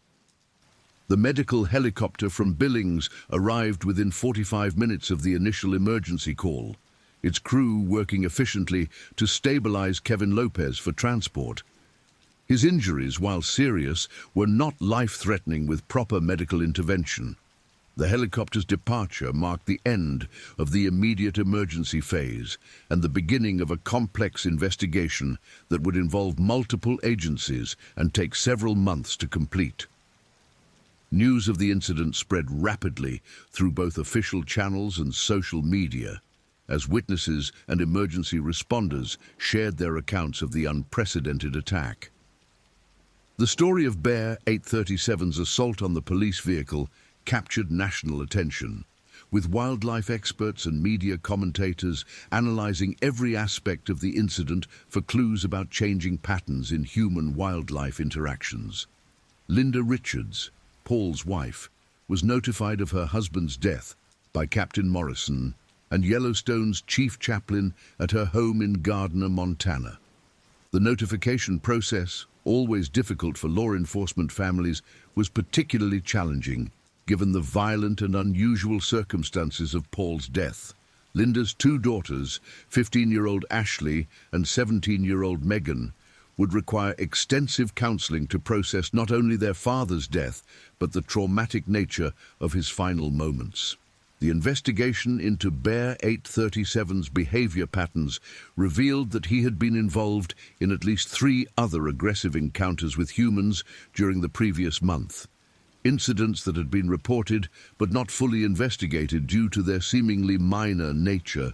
Hikers had reported finding their campsites ransacked, with clear evidence of bear activity that went beyond normal foraging behavior. Park rangers had documented unusual claw markings on trees and structures that suggested deliberate territorial marking rather than incidental contact.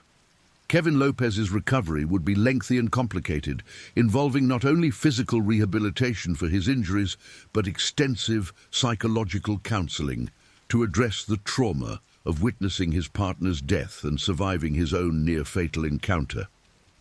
The incident would ultimately end his law enforcement career, though he would later become an advocate for improved wildlife safety protocols and emergency response procedures.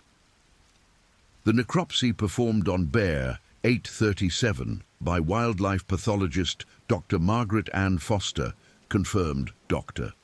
Thornton's preliminary findings.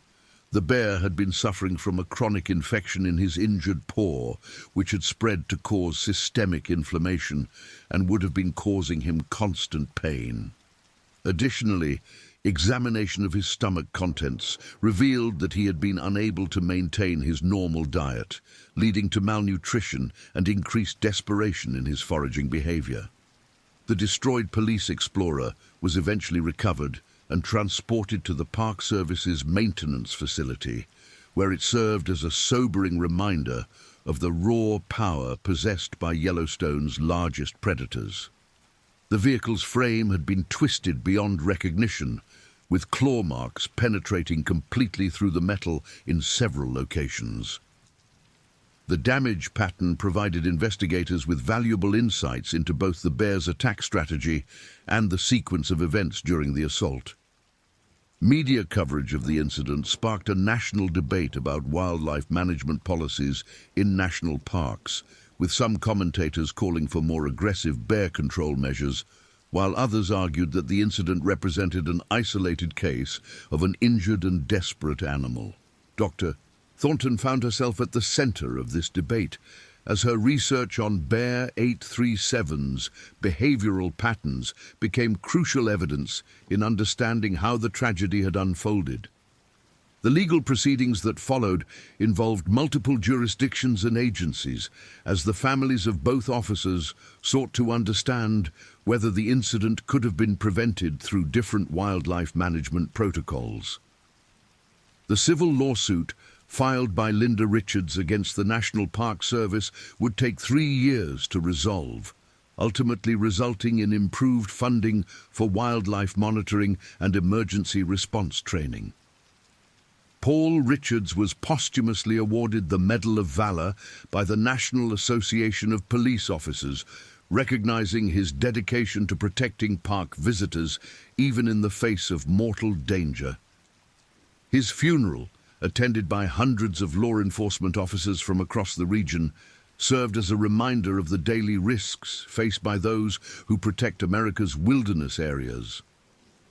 The location where Bear 837's attack occurred was permanently marked with a memorial plaque honoring Paul Richards' service and sacrifice. The site also serves as a stark reminder to park visitors of the potential dangers posed by wildlife encounters and the importance of maintaining appropriate safety protocols while enjoying Yellowstone's natural wonders. Kevin Lopez's survival story became the subject of a documentary film examining human-wildlife interactions in national parks, with Kevin serving as both narrator and safety advocate.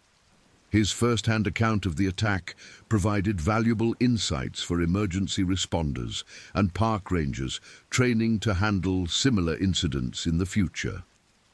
Dr. Thornton's research on Bear 837's behavior patterns contributed to new protocols for monitoring and managing potentially aggressive wildlife in national parks. Her work emphasized the importance of tracking individual animals with histories of human interaction and developing rapid response procedures for situations where wildlife behavior falls outside normal parameters. The incident on April 2, 2025, remains one of the most extensively documented cases of predatory aggression by a grizzly bear in the history of Yellowstone National Park. The combination of witness accounts, radio communications, and photographic evidence provided researchers with an unprecedented view into the factors that can transform a normally reclusive predator into a direct threat to human life. The legacy of that tragic morning continues to influence wildlife management policies throughout North America's national park system, serving as a constant reminder that even the most experienced wilderness professionals can find themselves face to face with nature's most primal and devastating power. In the end, Bear 837's rampage lasted less than 30 minutes, but left an indelible mark on everyone who witnessed it, forever changing their understanding of the delicate balance between human recreation and wildlife preservation in America's most treasured natural spaces. The next stories, the grizzly's domain. The morning mist clung to the valley floor like a shroud, masking the ancient evergreens that stood sentinel over Blackwater Creek. Dr. Elena Vasquez adjusted her backpack straps and inhaled deeply, savoring the crisp mountain air that filled her lungs with the promise of adventure.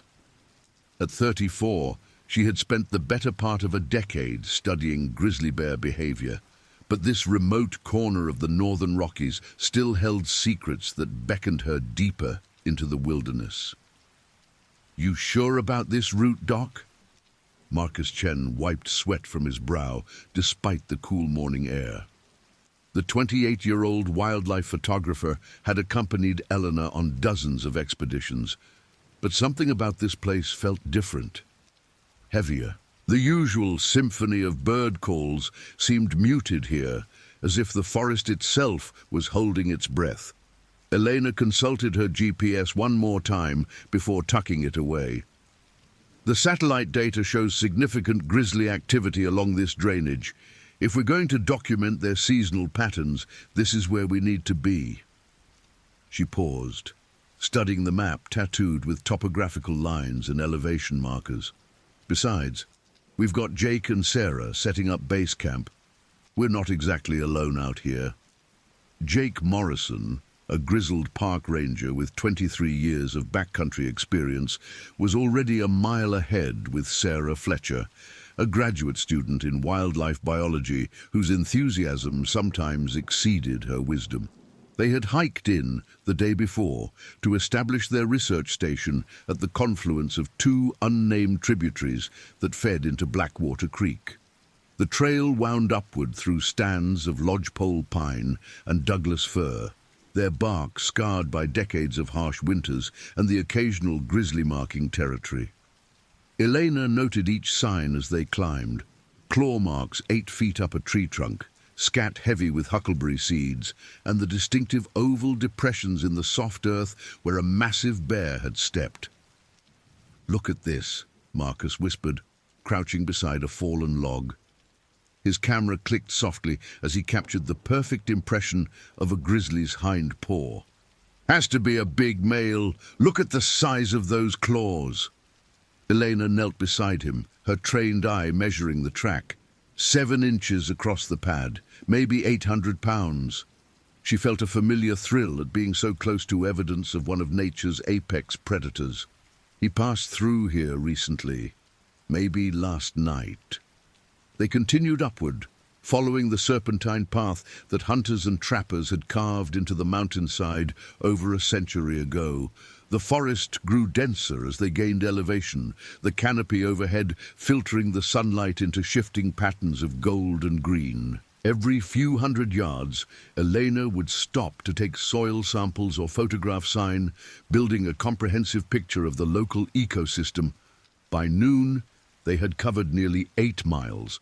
The sound of running water grew stronger, and soon they could see the white spray of Blackwater Creek tumbling over granite shelves worn smooth by millennia of rushing water. The air grew cooler and more humid as they approached their destination. "There!" Marcus pointed through a gap in the trees. A yellow dome tent sat in a small clearing beside the creek, with a smaller blue tent pitched nearby. Wisps of smoke rose from a carefully constructed fire ring. Jake Morrison emerged from the yellow tent as they approached, his weathered face breaking into a grin. "About time you two showed up. Sarah's been pacing like a caged cat all morning." Sarah Fletcher bounded from the blue tent like an excited puppy, her auburn hair escaping from beneath a well-worn baseball cap. At 24, she possessed the kind of infectious enthusiasm that could either inspire or exhaust her companions. "Elena, you have to see what we found. There's a daybed not 50 yards from here, and the vegetation around it has been completely trampled. We're talking about a bear that's been using this area regularly." Elena set down her pack and accepted the cup of coffee Jake offered. "Show me everything. I want a complete picture before we start setting up the remote cameras." The next hour was spent cataloging sign and establishing a perimeter around their camp.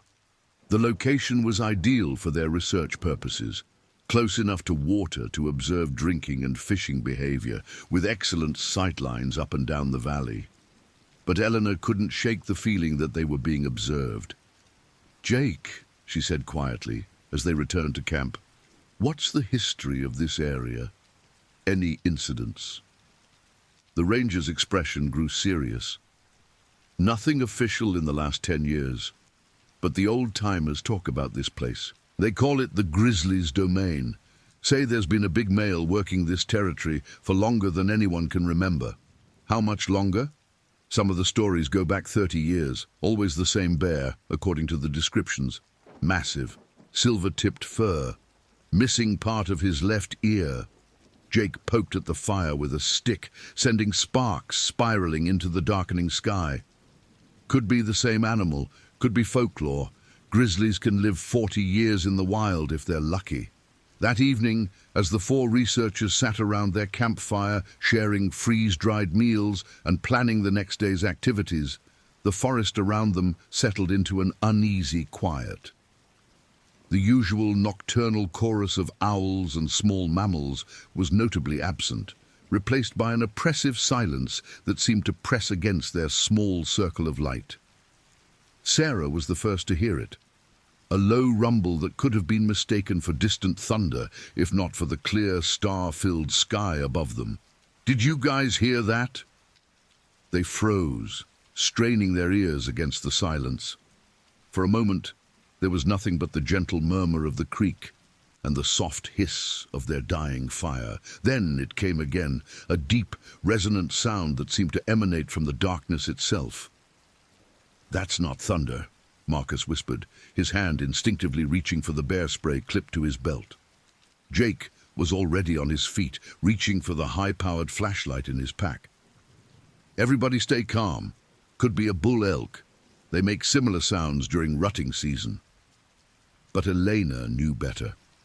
She had spent enough time in grizzly country to recognize the huffing, woofing sound that preceded either a bluff charge or the real thing. "That's a bear, a big one, and he's close." The beam of Jake's flashlight swept across the tree line, illuminating nothing but dense undergrowth and the pale trunks of aspen trees. The silence stretched on, broken only by the rapid breathing of 4 increasingly nervous humans. "What do we do?" Sarah's voice was barely audible. "We wait," Eleanor said firmly. "We make ourselves known without being threatening. We let him know we're here, but we don't run." She raised her voice slightly, speaking in the calm, steady tone recommended for bear encounters. Hey bear, we're just passing through." The response was immediate and terrifying. Somewhere in the darkness, beyond the reach of their flashlight, something massive crashed through the underbrush. Branches snapped with sounds like gunshots. The ground seemed to vibrate with each heavy footfall. Then, as suddenly as it had begun, the commotion stopped. The forest fell silent once more, but now the silence felt malevolent, as if they were being studied by an intelligence that was calculating their weaknesses. "He's still out there," Jake whispered. "I can feel him watching us." They spent the rest of the night in shifts, 2 people always awake and alert, while the others tried to snatch whatever sleep they could manage. Every sound, a pine cone falling, a branch creaking in the wind, sent jolts of adrenaline through their systems. But dawn came without further incident, and with it, a cautious sense of relief. "Maybe he was just curious," Sarah suggested as they prepared breakfast. "Bears are naturally inquisitive. He probably caught our scent and wanted to investigate." Elena wasn't convinced. She had seen curiosity in bears before, and this felt different. This felt like evaluation, like a predator sizing up potential prey. As they broke camp and began setting up their research equipment, Elena made a mental note of every potential escape route and hiding place in the immediate area. The creek offered one obvious path, though wading through the swift current would be treacherous. A cluster of large boulders 50 yards downstream could provide temporary shelter. The trees in this area were too far apart and too large in diameter to climb quickly. Marcus had his camera equipment spread across a flat rock, checking each lens and battery pack with methodical precision. "I got some great shots of that track yesterday. If we can get actual footage of this bear, it could make the whole trip worthwhile." "Let's focus on staying alive first," Elena replied, more sharply than she intended. "Documentation comes second to safety." But as the morning progressed, their confidence returned. They established 3 remote camera stations at strategic points around the valley, each motion activated and equipped with infrared capability for nighttime recording. Sarah collected water samples while Jake mapped the area with GPS precision. Marcus captured hundreds of images of tracks, scat, marking trees, and the landscape itself. By midday, they had fallen into the comfortable rhythm of experienced field researchers. The terror of the previous night began to feel like an overreaction. a case of nerves getting the better of rational judgment. That changed when Sarah screamed. She had been working alone near the creek, collecting samples from a shallow pool where bear tracks were particularly abundant. Her scream, high, piercing, and filled with absolute terror, cut through the afternoon air like a blade. Elena and Marcus reached her first, crashing through the undergrowth with Jake close behind. They found her standing waist-deep in the creek, her sampling equipment scattered and floating downstream, her face pale with shock. "What happened? Are you hurt?" Elena waded into the water, reaching for the young woman's trembling hands. Sarah pointed with a shaking finger toward the far bank. "It was right there, watching me. It was so big, Elena, so much bigger than I thought possible." They looked where she indicated, but saw nothing except dense forest and dappled shadows. Jake trained his binoculars on the area, scanning methodically from left to right. "I don't see anything now," he said, "but the vegetation's been disturbed. Something large definitely passed through here recently." Marcus was already photographing the area, his camera clicking rapidly. "There, look at those branches. They're broken at least 8 feet off the ground. Whatever did that was standing on its hind legs." They helped Sarah from the creek and gathered around her as she described the encounter. She had been focused on her work when movement caught her peripheral vision. Looking up, she found herself staring at a massive grizzly bear standing at the edge of the forest, not 30 feet away. "He wasn't doing anything threatening," she said, wrapping her arms around herself. "Just watching." But his eyes... God, his eyes were so intelligent. Like he was studying me, learning about me. "How big?" Elena asked. "Huge. The biggest bear I've ever seen, and I've seen a lot of bears. He had silver-tipped fur and..." Sarah paused, her eyes widening. Part of his left ear was missing. Jake and Elena exchanged glances. The old stories were apparently true. "We should consider pulling back," Jake said quietly. "If this is the same animal from the old reports, he's not just big, he's smart. Bears that survive to old age in this territory learn to associate humans with food or danger. Either way, it makes them unpredictable." Eleanor weighed their options. They had invested significant time and resources in reaching this location, and the research potential was enormous. But the safety of her team had to come first. "We'll move the camp," she decided. "There's another site about 2 miles downstream that should give us good research opportunities without being so close to what appears to be his core territory." They spent the rest of the afternoon breaking camp and relocating their equipment. The new site was more open, with better visibility in all directions and multiple escape routes. Jake made a point of hanging their food supplies from a tree branch 20 feet off the ground and 100 yards from their tents. As evening approached, they established a more rigid schedule of watches. One person would remain alert and armed with bear spray while the others slept. They built a larger fire and kept it burning throughout the night, the dancing flames creating a reassuring bubble of light in the vast darkness. But reassurance was a fleeting commodity in the wilderness. Marcus took the first watch, settling himself on a folding chair positioned to give him the best view of their surroundings. The night was clear and cold, with a crescent moon providing just enough light to distinguish the silhouettes of trees against the star-filled sky. He had his camera equipment within easy reach, hoping to capture images of any nocturnal visitors. At 11:30 p.m. he heard the first sounds, soft at first, the whisper of something large moving through dry leaves. Marcus gripped his bear spray and strained his eyes against the darkness beyond their fire's reach. The sound stopped, then started again, circling their camp at a distance of perhaps 50 yards. He considered waking the others, but decided to wait. The sounds could be anything. An elk, a moose, even a curious black bear. No need to panic the entire team unless the threat became more immediate. The circling continued for 20 minutes. Whatever was out there moved with surprising stealth for something of significant size, pausing frequently as if to observe their camp from different angles. Marcus found himself turning constantly, trying to track the source of the sounds as they moved through the forest around them. Then everything went silent. The normal night sounds, the soft hooting of owls, the rustle of small animals in the underbrush, even the gentle murmur of the distant creek, all ceased at once, as if someone had thrown a switch. The forest held its breath, waiting. Marcus felt his heart rate increase. In his years of wildlife photography, he had learned to read the subtle signs that preceded dangerous encounters. The absolute silence that now surrounded their camp was one of the most ominous signs of all.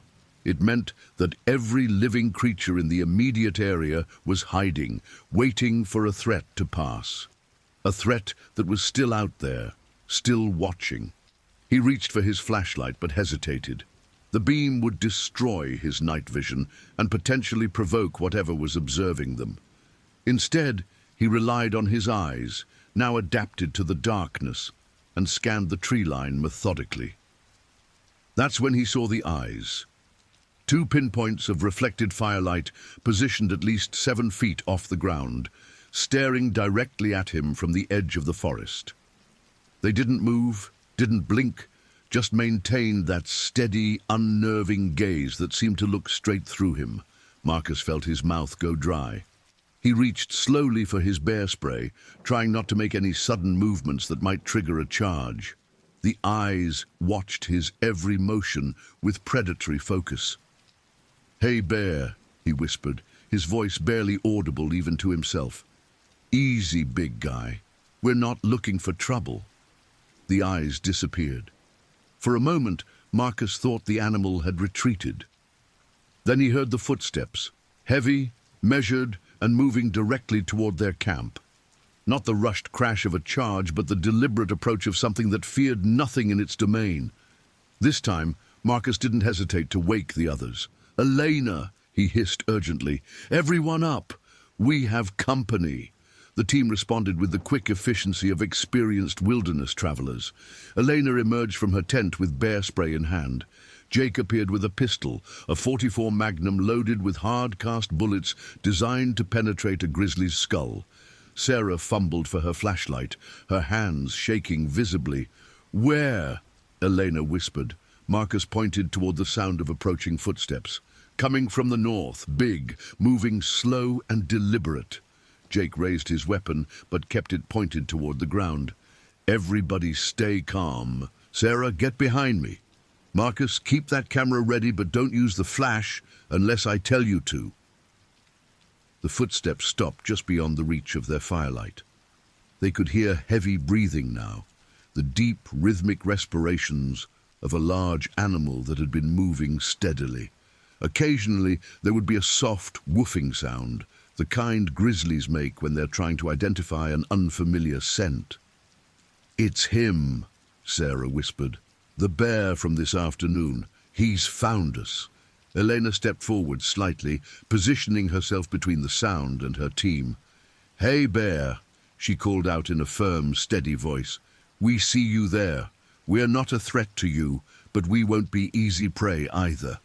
The response was immediate and terrifying. A roar erupted from the darkness, not the huffing bluff of a nervous bear, but the full-throated bellow of an apex predator announcing its dominance. The sound rolled across the valley like thunder, echoing off the canyon walls and seeming to shake the very ground beneath their feet. Jake's gun came up instantly.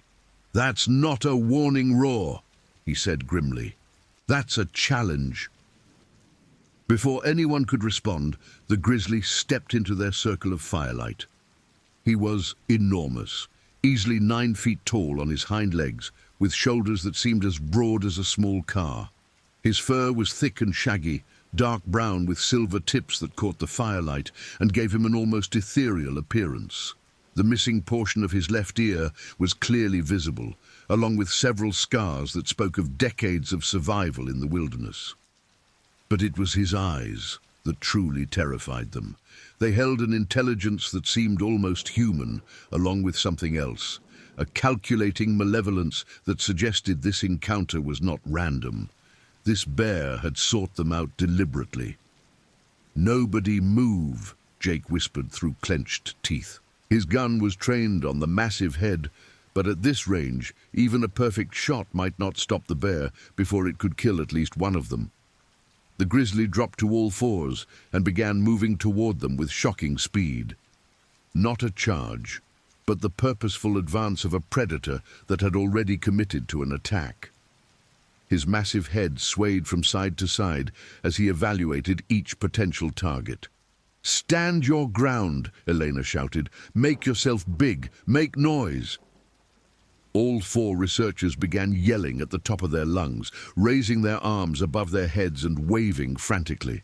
Marcus triggered his camera's flash, sending strobing white light across the bear's face. The sudden illumination should have been enough to startle the animal into retreat. Instead, the grizzly seemed to smile.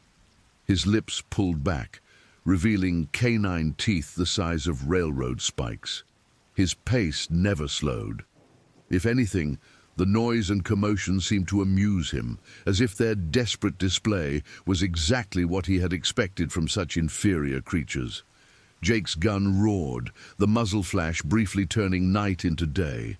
The bullet struck the grizzly in the chest, a hit that should have dropped any North American predator instantly. The bear staggered slightly, looked down at the small wound with what appeared to be mild irritation, then resumed his advance. "Run!" Jake screamed, working the action of his pistol. "Split up and run!" Elena grabbed Sarah's hand and pulled her toward the creek while Marcus sprinted in the opposite direction, his camera equipment abandoned. Jake fired again, then again, each shot finding its mark but failing to stop the approaching nightmare. The grizzly chose to follow Elena and Sarah. They crashed through the underbrush toward the sound of running water, branches tearing at their clothes and faces. Behind them, they could hear the bear's pursuit, the heavy thuds of massive paws hitting the ground, the crack of breaking branches, and underneath it all, the sound that chilled them to the bone, a low rumbling that might have been laughter. "The boulders!" Eleanor gasped, pointing toward the cluster of granite rocks they had identified as potential shelter. "If we can get there?" Sarah stumbled, her ankle turning on loose rock. She cried out and went down hard, her knee striking stone with a sickening crunch. Elena stopped immediately, hauling the younger woman to her feet despite her obvious pain. "I can't," Sarah sobbed. "My leg, I think it's broken." Elena looked back toward their pursuer. The grizzly had closed the distance to less than 30 yards and was moving through the forest like a force of nature, unstoppable and inevitable. She made a decision that would haunt her for the rest of her life. "Hide," she whispered urgently, pushing Sarah toward a deadfall of tangled logs. "Get underneath those branches and don't move. Don't breathe. Whatever happens to me, stay hidden." "Eleanor, no. That's an order." Eleanor turned to face the approaching bear, pulling her canister of bear spray from its holster. The capsaicin-based deterrent was effective at close range, but she would have to let the grizzly get within 10 feet before deploying it. The bear emerged from the tree line like something from a nightmare, his silver-tipped fur matted with blood from Jake's bullets, but showing no sign of serious injury. His small, dark eyes locked onto Elena with unmistakable intent. She aimed the spray canister and waited. At 8 feet, she would trigger the orange cloud of pepper-based chemicals. The bear would be temporarily blinded and disoriented, giving her a chance to escape. It was a simple plan that had worked countless times for other people in similar situations. The grizzly stopped just outside the spray's effective range, as if he understood exactly what she was carrying. For a long moment, predator and human stared at each other across 10 feet of rocky ground. Elena could see intelligence in those dark eyes, not just animal cunning, but something approaching reason. Then he moved with speed that defied his enormous size. Elena managed to trigger the bear spray, sending a cone of orange mist toward the charging grizzly. Some of it found its target, and she heard him snort and shake his head as the chemicals hit his sensitive nose and eyes. But momentum carried him forward, and 800 pounds of muscle and fury slammed into her with the force of a small car. She flew backward, her ribs cracking audibly as she struck the granite face of a boulder. Her vision exploded into stars and darkness, but somehow she remained conscious. Pain radiated through her entire body, but she was alive. For now. The grizzly stood over her, his massive head tilted slightly, as if studying an interesting specimen. Saliva dripped from his open mouth, landing on her face in warm, sticky drops. She could smell his breath, the metallic odor of blood mixed with the decay of old kills. Elena tried to move but found that her body wouldn't respond. The impact had damaged something crucial in her spine, leaving her conscious but paralyzed. She could only lie there and watch as the bear lowered his enormous head toward her chest. The pain, when it came, was beyond anything she had ever imagined. The grizzly's claws, each one 4 inches of razor-sharp keratin, sliced through her jacket and the flesh beneath as easily as a knife through butter. She tried to scream, but found she could only produce a thin, reedy whistle. Her lungs had been punctured. The bear worked methodically, almost surgically, as if he understood anatomy. His claws found vital organs with impossible precision, causing maximum pain while ensuring she remained conscious for as long as possible. This wasn't feeding behavior or even typical predatory killing. This was something else entirely. This was punishment. Elena's vision began to darken around the edges, but she could still hear everything with startling clarity. In the distance, Jake's pistol barked twice more, followed by Marcus screaming her name. The grizzly paused in his work to look in that direction, his ears swiveling like radar dishes. Then he returned his attention to his dying victim, and Elena Vasquez understood with her final conscious thought that she was not the bear's primary target. She was merely a message, a declaration of war against the human intruders who had dared to enter his domain. Sarah remained hidden beneath the deadfall, her broken leg throbbing in rhythm with her terrified heartbeat. She had watched Elena's death through gaps in the tangled branches, biting down on her own fist to keep from screaming. The sounds, the wet tearing of flesh, Elena's failing attempts to breathe, the bear's satisfied rumbling, would echo in her nightmares for years to come. The grizzly finished with Elena and stood upright, scanning the area with those terrible, intelligent eyes. Sarah pressed herself deeper into her hiding place, certain that her heartbeat was loud enough to give her away. But after several endless minutes, the bear dropped to all fours and moved away, heading in the direction of Jake and Marcus. She waited until the sounds of his passage had faded completely before crawling from her hiding place. Elena's body lay twisted among the boulders, barely recognizable as human. Sarah vomited violently, then forced herself to think practically. She needed to find Jake and Marcus, or at least their radio equipment. They needed to call for help. Moving as quietly as possible on her injured leg, Sarah began working her way back toward their abandoned campsite. Every shadow might conceal the grizzly. Every sound might herald her own death. But Elena had died to give her this chance, and she wouldn't waste it. The campsite, when she reached it, looked like a war zone. Their tents had been shredded, their equipment scattered and destroyed.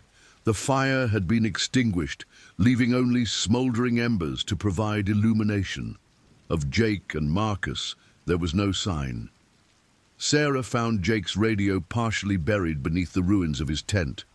The device appeared undamaged, and when she switched it on, she was rewarded with the steady crackle of static. With trembling fingers, she adjusted the frequency to the emergency channel used by Park Services. "Mayday, Mayday," she whispered into the microphone. "This is Dr. Elena Vasquez's research team in the Blackwater Creek area. We need immediate assistance. We're under attack by a large grizzly bear. Dr. Vasquez is dead. I repeat, we have a fatality." The response was immediate. "This is Glacier National Park Dispatch. Can you confirm your location and current status? Sarah provided their GPS coordinates and described the situation in as much detail as her shock would allow. The dispatcher assured her that a rescue team was being assembled and would reach them by helicopter at first light. Find shelter and stay put, the voice advised.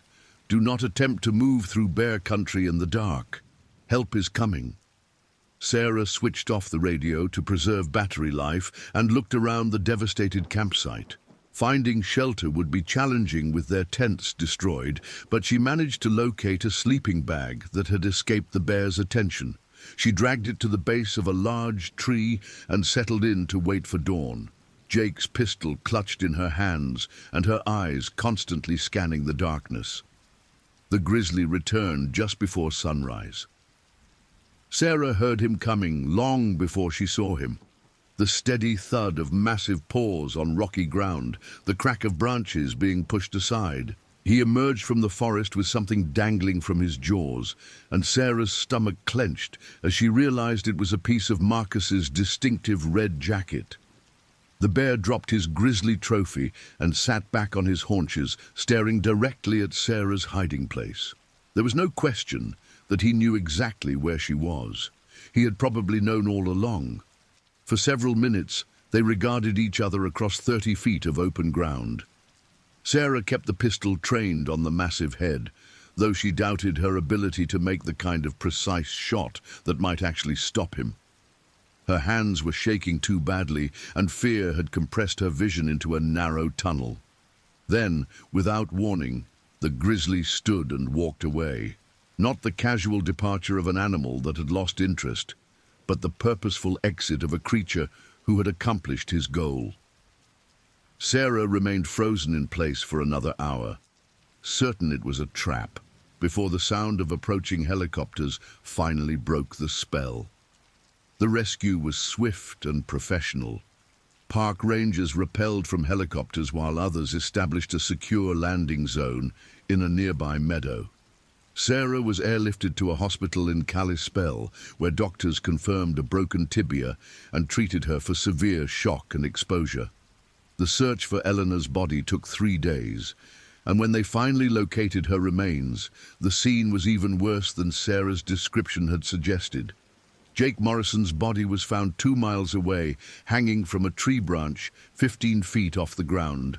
Evidence that the grizzly possessed not just size and strength, but problem-solving abilities that defied conventional understanding of bear behavior.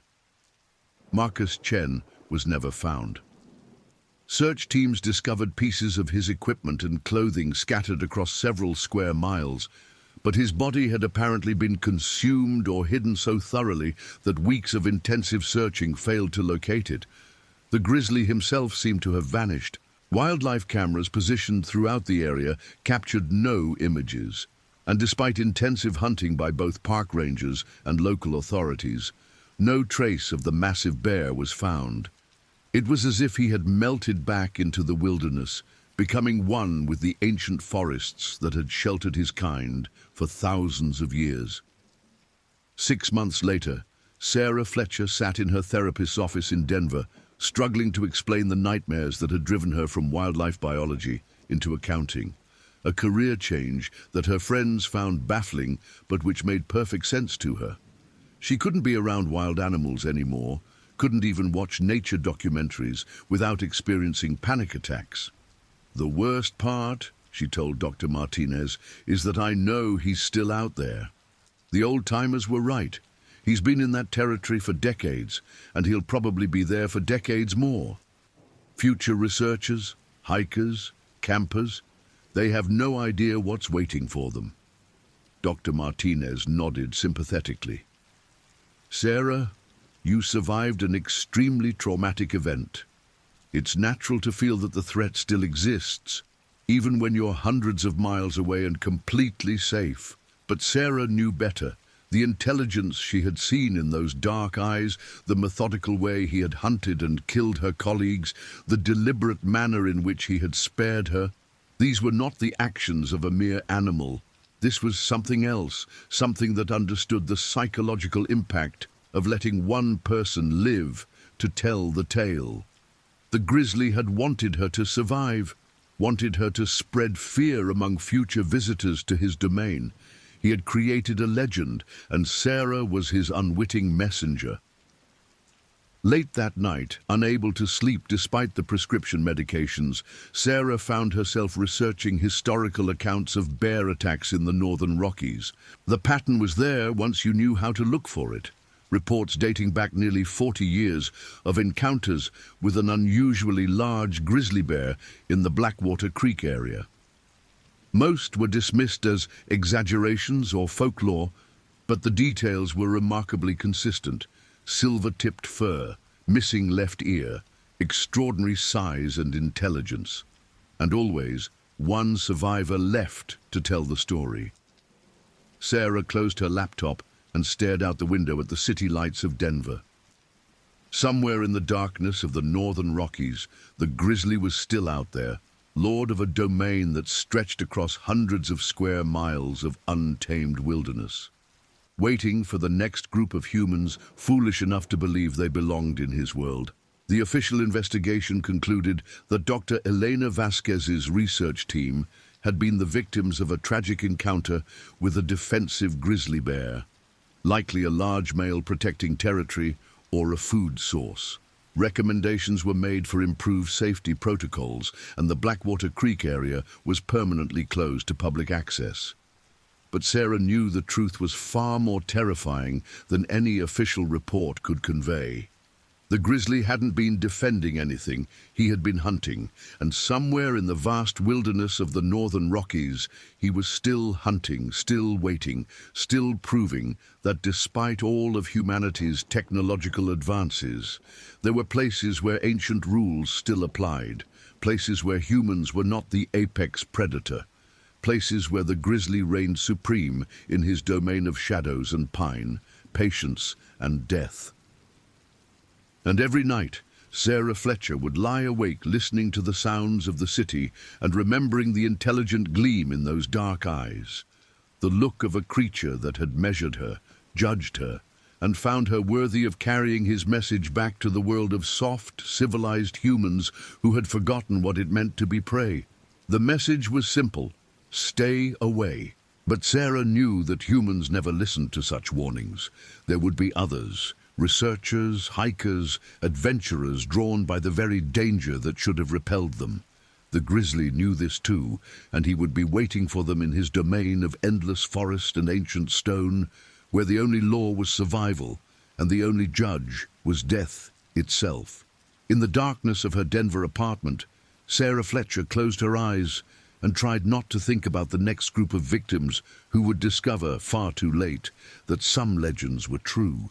And in the wilderness of the northern Rockies, something massive stirred in a den, carved from granite and generations of accumulated bone, dreaming dreams of silver-tipped fur and the taste of fear, waiting with the patience of geological time for the next group of humans to forget that in his domain they were nothing more than prey. The next stories. The last flight to Longyearbyen.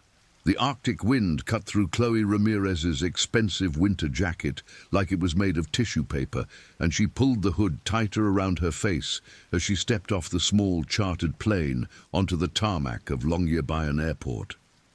At 29, she had traveled to 43 countries, but nothing had prepared her for the raw, alien beauty of Svalbard.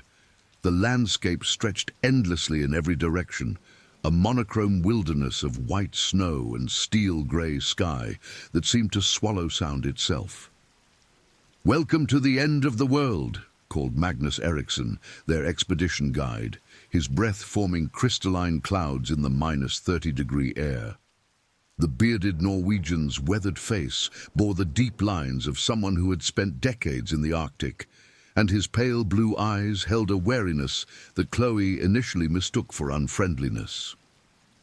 Chloe adjusted the straps of her camera bag and surveyed the small group of tourists who had made the journey with her. There was Dr. Patricia Wells, a wildlife biologist from Vancouver in her 50s, whose excitement about documenting Arctic fauna was infectious. Beside her stood James Morrison, a nature photographer from Scotland, whose expensive equipment cases suggested this trip represented a significant investment in his career. The elderly German couple, Heinrich and Greta Müller, huddled close together, their faces pink from the cold, despite their high-end Arctic gear. Finally, there was David Chen, a young adventure blogger from California whose constant documentation of every moment through his phone camera had already begun to irritate the others during their connection in Oslo.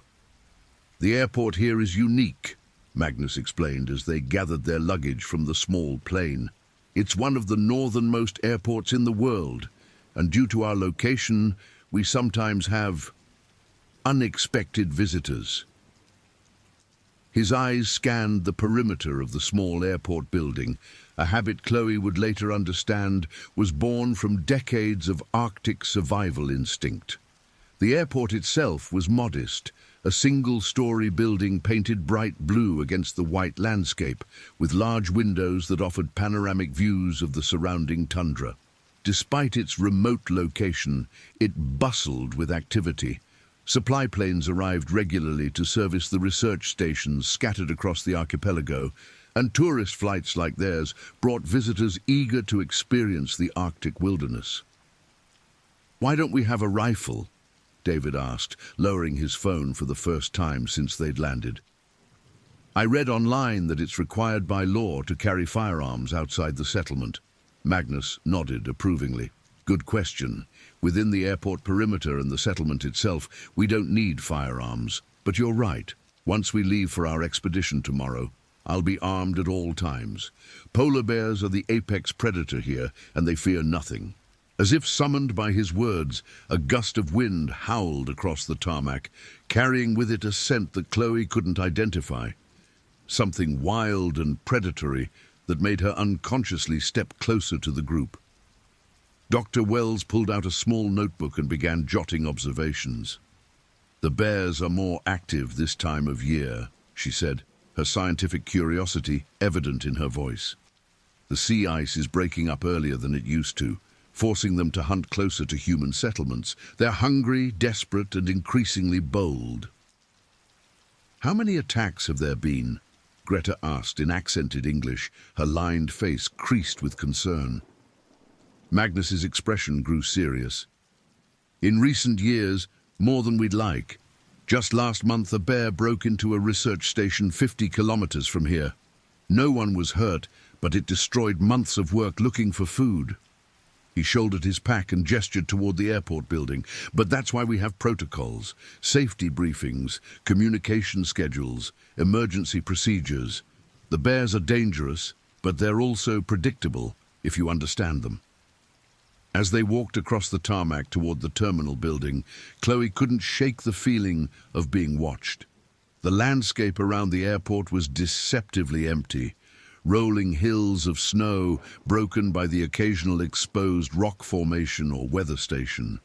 But she had read enough about Arctic predators to know that polar bears could appear almost invisible against the snow, their yellow-white fur providing perfect camouflage until they were close enough to strike. The terminal building was warm and welcoming, with large windows offering views of the stark landscape and walls decorated with photos of the local wildlife. A small cafe served coffee and sandwiches to travelers, while a gift shop offered postcards and souvenirs to tourists. But what struck Chloe most was the silence, the way sound seemed muffled and distant, as if the Arctic itself was holding its breath. "The weather forecast is good for our expedition tomorrow," Magnus announced as they gathered around a map of the region. "Clear skies, minimal wind. We'll take snowmobiles to the research station at Barentsburg, camp overnight, then return the following day. It's a standard route. I've done it hundreds of times." James Morrison unpacked one of his camera cases and began assembling a long telephoto lens. "What are the chances of seeing polar bears during the trip?" "Better than you might think," Dr. Wells interjected. "This time of year, they're moving inland as the sea ice retreats. We might see tracks, scat, maybe even catch sight of one at a distance." "At a distance," Magnus emphasized. We observe from far away, we make noise to announce our presence, and we never, ever approach them. A polar bear can outrun a snowmobile over short distances, and they're incredibly intelligent hunters. They've been known to stalk humans for hours, waiting for the right moment to attack. David had resumed filming, panning his phone camera across the group. "This is so cool. My followers are going to love this content." "Put that away during the safety briefing," Magnus said firmly. "What I'm about to tell you could save your life." For the next hour, Magnus walked them through Arctic survival protocols, how to recognize polar bear sign, what to do if they encountered a bear, emergency communication procedures, the location of emergency shelters scattered across the landscape. Chloe took notes dutifully, but part of her mind wandered to the stories she'd read online, accounts of polar bear attacks that described the animal's terrifying intelligence and persistence. "One more thing," Magnus said as he concluded the briefing. "Never under any circumstances should you wander away from the group alone. Polar bears are ambush predators. They'll watch and wait for an isolated target. Stay together, stay alert, and trust your instincts. If something feels wrong, it probably is." As evening approached, Magnus arranged for them to stay overnight at a guest house in Longyearbyen, the small settlement that served as Svalbard's administrative center. The guest house was cozy and warm, with thick walls designed to withstand the Arctic climate. Chloe's room was simple but comfortable, with a large window that looked out over the settlement toward the airport. That night, she lay in bed listening to the wind howling outside and thinking about the expedition ahead. She had planned this trip for months, saving money from her job as a marketing coordinator to fulfill a childhood dream of seeing the Arctic wilderness. But now, surrounded by the vast emptiness of the polar landscape, she felt smaller and more vulnerable than she ever had in her life. Around midnight, she was awakened by a sound, a low, rumbling growl that seemed to come from just outside her window. She sat up in bed, heart pounding, and peered through the glass into the darkness. The settlement was dimly lit by streetlights, casting long shadows between the colorful houses that dotted the landscape. For a moment she thought she saw movement, a large, pale shape moving between the buildings, but when she looked again, there was nothing there. The next morning dawned clear and cold, with brilliant sunshine that made the snow sparkle like crushed diamonds. Magnus met them at the guest house after breakfast, and Chloe noticed that he now carried a rifle slung across his back, a powerful-looking weapon that spoke to the seriousness of the Arctic environment. "Beautiful day for our expedition," he said, but his eyes continued to scan their surroundings with the same wariness Chloe had noticed the day before. "The snowmobiles are fueled and ready. We'll take the coastal route to Barentsburg, which gives us the best views and the safest travel conditions." The snowmobiles were powerful machines, designed specifically for Arctic travel. Magnus gave them a brief lesson on operation and safety, then led them out of the settlement onto the vast white expanse of the tundra. The sensation of speed across the snow was exhilarating, and Chloe found herself laughing with pure joy as they raced across the landscape. For the first hour, the journey was everything she had dreamed it would be. The Arctic landscape unfolded around them like a living postcard, endless white plains broken by dramatic rock formations, and the occasional glimpse of the sea in the distance. Dr. Wells stopped frequently to photograph animal tracks and collect samples, while James Morrison captured stunning images of the group against the backdrop of the polar wilderness. It was during one of these stops that Magnus first noticed the tracks. They were massive, nearly the size of dinner plates, and pressed deep into the snow. The individual pad marks were clearly visible, along with the distinctive claw marks that identified them unmistakably as polar bear tracks. "How fresh are they?" Dr. Wells asked, kneeling beside the tracks with professional interest. Magnus examined the edges of the prints, noting how sharply defined they were and the lack of wind erosion. "Less than 6 hours old," he said quietly. maybe less than 3. Is that bad? Heinrich asked, his German accent thickening with anxiety. Not necessarily, Magnus replied, but his hand moved unconsciously toward his rifle. Bears cover a lot of ground. These tracks could be from an animal that's kilometers away by now. But as they continued their journey, they found more tracks, lots of them. The bear, or possibly multiple bears, seemed to be moving in the same general direction they were traveling.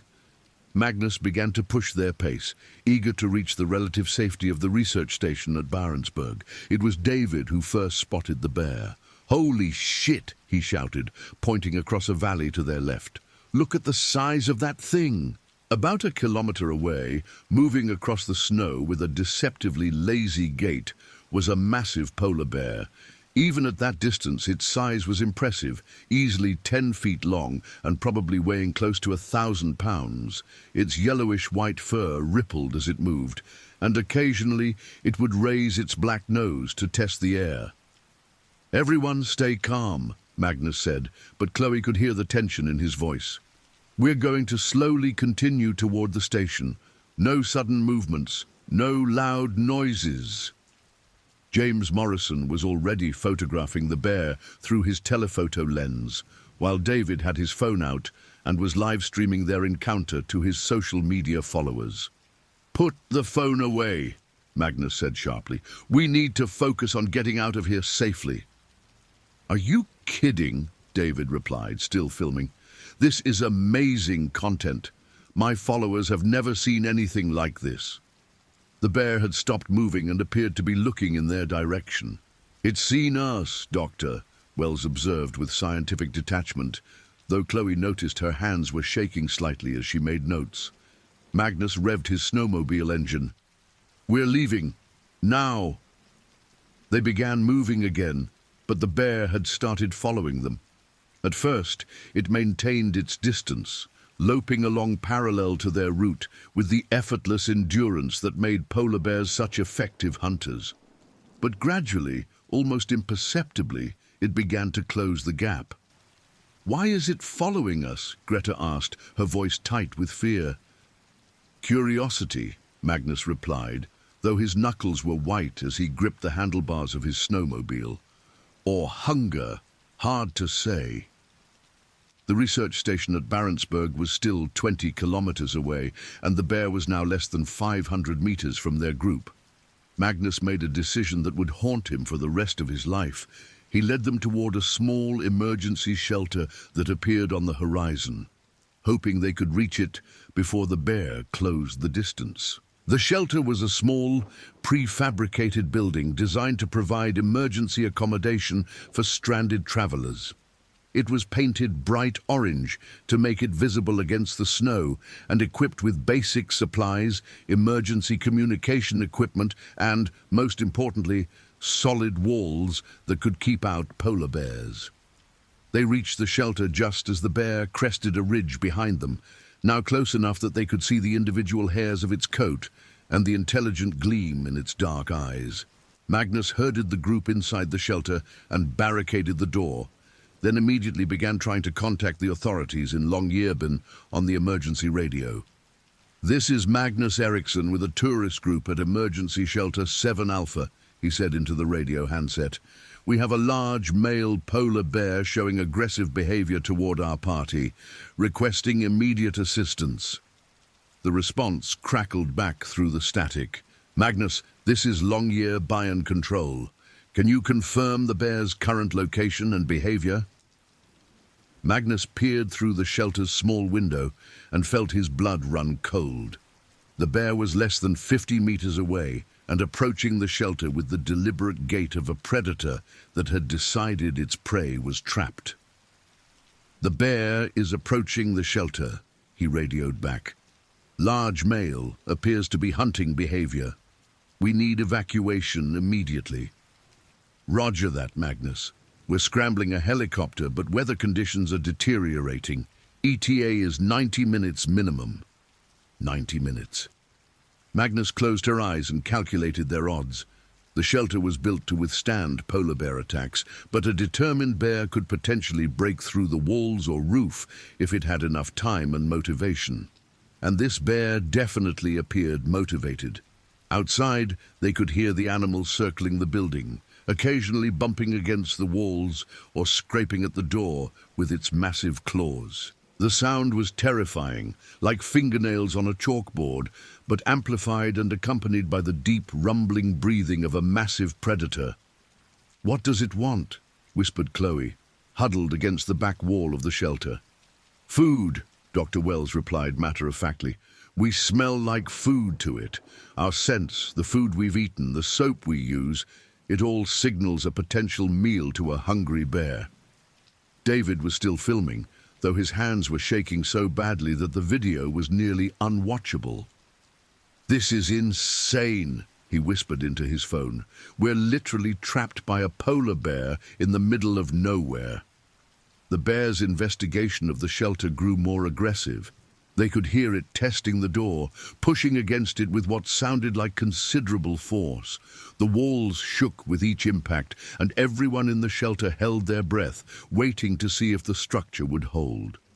"How long until help arrives?" James asked, his Scottish accent thick with stress. Magnus checked his watch. "About 80 minutes. It was then that they heard the sound that would haunt their nightmares for years to come. The bear had begun to dig. Polar bears were incredibly strong diggers, capable of excavating seal dens from solid ice. And emergency shelters, while built to withstand weather and casual bear encounters, were not designed to resist a determined excavation attempt. "It's trying to dig under the foundation," Magnus said, his voice carefully controlled but unable to hide his concern. The scraping and digging sounds grew louder and more persistent. Occasionally, they would be punctuated by frustrated growls as the bear encountered the concrete footings of the shelter, but it continued its efforts with the patience of a natural predator. "Can it actually dig through?" Heinrich asked. "Given enough time, possibly," Magnus admitted. "These shelters aren't fortresses. They're designed to provide temporary protection until help arrives." Time moved with agonizing slowness. Every sound from outside made them jump. The scrape of claws on metal, the heavy breathing of the massive animal, the occasional frustrated roar when its progress was blocked. Magnus maintained radio contact with the rescue team, providing updates on the bear's behavior and their own status. "Magnus, this is rescue helicopter Alpha 7, came a voice through the radio static. "We're about 20 minutes out, but we need to know the bear's exact position before we can attempt a landing." Magnus peered through the window again and saw that the bear had moved to the back of the shelter, where it was methodically digging what appeared to be an increasingly deep hole. Its powerful shoulders rippled with muscle as it worked, and its breath created small clouds of vapor in the cold air. "Bear is on the east side of the structure," he radioed back. "Appears to be digging, still showing aggressive hunting behavior." "Copy that. We'll approach from the west and attempt to scare it off with noise and rotor wash." The helicopter's arrival was both a relief and a source of new terror. They heard it approaching from the distance, a deep rhythmic thumping that grew louder by the minute. The bear heard it too and stopped digging to raise its massive head and look toward the sound. When the helicopter came into view, it was an impressive sight. A bright red search and rescue aircraft with emergency medical equipment visible through its open doors. It circled the shelter once, and Chloe could see the faces of the rescue crew through the aircraft's windows. The helicopter's approach had an immediate effect on the bear. The noise and rotor wash seemed to confuse and frighten it, and it backed away from the shelter, standing on its hind legs to get a better view of this strange flying predator that had invaded its territory. "This is our chance," Magnus said. "When I give the word, we run for the helicopter. Stay together, move fast, and whatever happens, don't look back." The helicopter settled into a hover about 30 meters from the shelter, kicking up a blizzard of snow and ice. The bear had retreated to about 50 meters away but was still watching the scene with intelligent, calculating eyes. "Now!" Magnus shouted, throwing open the shelter door. They ran across the snow toward the helicopter, their boots slipping and sliding on the uneven surface. The rescue crew had deployed a winch line, and crew members were shouting instructions over the roar of the rotors. Chloe was the third person to reach the helicopter, behind Dr. Wells and Heinrich. As the rescue crew helped her into the aircraft, she glanced back and saw the bear watching them from its position near a snowdrift. For a moment, their eyes met, and she was struck by the intelligence and patience she saw there. This was not a mindless beast. This was a calculating predator that had simply been outmaneuvered. The rescue operation took less than 5 minutes, but it felt like hours. One by one, they were winched into the helicopter while Magnus kept his rifle trained on the bear, ready to fire if it approached.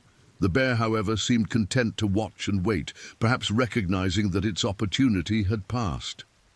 As the helicopter lifted off and banked toward Longyearbyen, Chloe looked down at the emergency shelter and the surrounding landscape. The bear was still there, now sniffing around the building they had just vacated, investigating the scents they had left behind. "That was incredible," David was saying to his phone camera, apparently live-streaming their rescue. "We were literally trapped by a 1,000-pound polar bear for almost 2 hours." "You're lucky to be alive," said the helicopter's crew chief, a grizzled Norwegian with decades of Arctic rescue experience. "That was a big male. Probably hasn't eaten in days. If he had gotten into that shelter..." He didn't finish the sentence, but everyone understood the implication. The flight back to Longyearbyen took 20 minutes, during which Magnus debriefed with the helicopter crew about the bear's behavior and location. Wildlife authorities would need to monitor the animal to determine if it posed an ongoing threat to other travelers in the area. "Will they kill it?" Dr. Wells asked, her scientific interest warring with concern for the animal's welfare. "Only if it continues to show aggressive behavior toward humans," the crew chief replied. "But bears that have learned to associate humans with food can become very dangerous. Sometimes relocation is possible, but sometimes..." Again, he left the sentence unfinished. As they approached the airport at Longyearbyen, Chloe could see emergency vehicles waiting on the tarmac, ambulances, wildlife officers, and what appeared to be reporters. Word of their encounter had clearly spread, and she realized that their Arctic adventure was about to become a very public story. The helicopter touched down on a landing pad near the airport terminal, and they were immediately surrounded by emergency personnel. Medical technicians checked each of them for signs of injury or hypothermia, while wildlife officers questioned Magnus about the bear's behavior and exact location. "Anyone need medical attention?" asked the lead paramedic, a young woman with kind eyes and steady hands. They were all physically unharmed, though everyone was suffering from various degrees of shock and exhaustion. The elderly German couple, Heinrich and Greta, were taken to the local medical facility for observation, while the rest of them were cleared after brief examinations. The media attention was intense, but brief. Several reporters asked questions about their ordeal, and David was more than happy to share his smartphone footage of the encounter. Within hours, videos of their trapped group and the massive polar bear were circulating on social media around the world. "Tourists trapped by polar bear in Arctic survival drama," read one headline. "Smartphone video captures terrifying bear encounter," read another. For Chloe, the media attention felt surreal. She had come to Svalbard seeking adventure and personal challenge, but she had found something much more profound, a visceral understanding of her place in the natural world and the thin line between life and death that existed in the Arctic wilderness. That evening, as she sat in the airport departure lounge waiting for her flight back to Oslo, she reflected on the experience. The bear had not been evil or malicious. It had simply been a wild animal following its instincts in an environment where humans were both intruders and potential prey. Magnus found her there, nursing a cup of coffee and staring out at the dark Arctic landscape. "How are you doing?" he asked, settling into the chair beside her. "I keep thinking about its eyes," she said. "How intelligent it looked. Like it was studying us, trying to figure out the best way to hunt us." Magnus nodded. "That's exactly what it was doing. Polar bears are incredibly smart predators. They'll stalk prey for hours, sometimes days, waiting for the right opportunity." "Do you think we were really in danger? I mean, could it have gotten into the shelter?" Magnus was quiet for a long moment. "Yes," he said finally. "If the helicopter had been delayed much longer, if the bear had been more aggressive in its digging, yes, it could have gotten in. We were very, very lucky." Chloe's flight was called, and she gathered her belongings. As she walked toward the departure gate, she took one last look through the airport's large windows at the Arctic landscape beyond. Somewhere out there, the bear was still hunting, still following its ancient instincts in a world that was rapidly changing around it. The flight back to civilization was uneventful, but Chloe found that she couldn't stop thinking about her encounter with the polar bear. The experience had changed something fundamental in her understanding of the natural world and her place within it. She had looked into the eyes of a true apex predator and survived, but the memory of that intelligence and patient hunger would stay with her forever. Months later, she would learn that the bear had been tracked by wildlife authorities and eventually relocated to a more remote area of the archipelago. It had shown no further aggressive behavior toward humans, suggesting that their encounter had been opportunistic rather than the result of a problem animal. But on that cold October evening at Longyearbyen Airport, as her plane taxied down the runway where tourists sometimes encountered the most powerful predator in the Arctic, Chloe Ramirez carried with her a story that would define her understanding of wilderness, survival, and the razor-thin line between civilization and the primal forces of nature. The Arctic night closed around the small airport as her plane disappeared into the darkness, leaving behind the vast white wilderness where polar bears still ruled as they had for millennia, patient and powerful and perfectly adapted to one of the most challenging environments on Earth.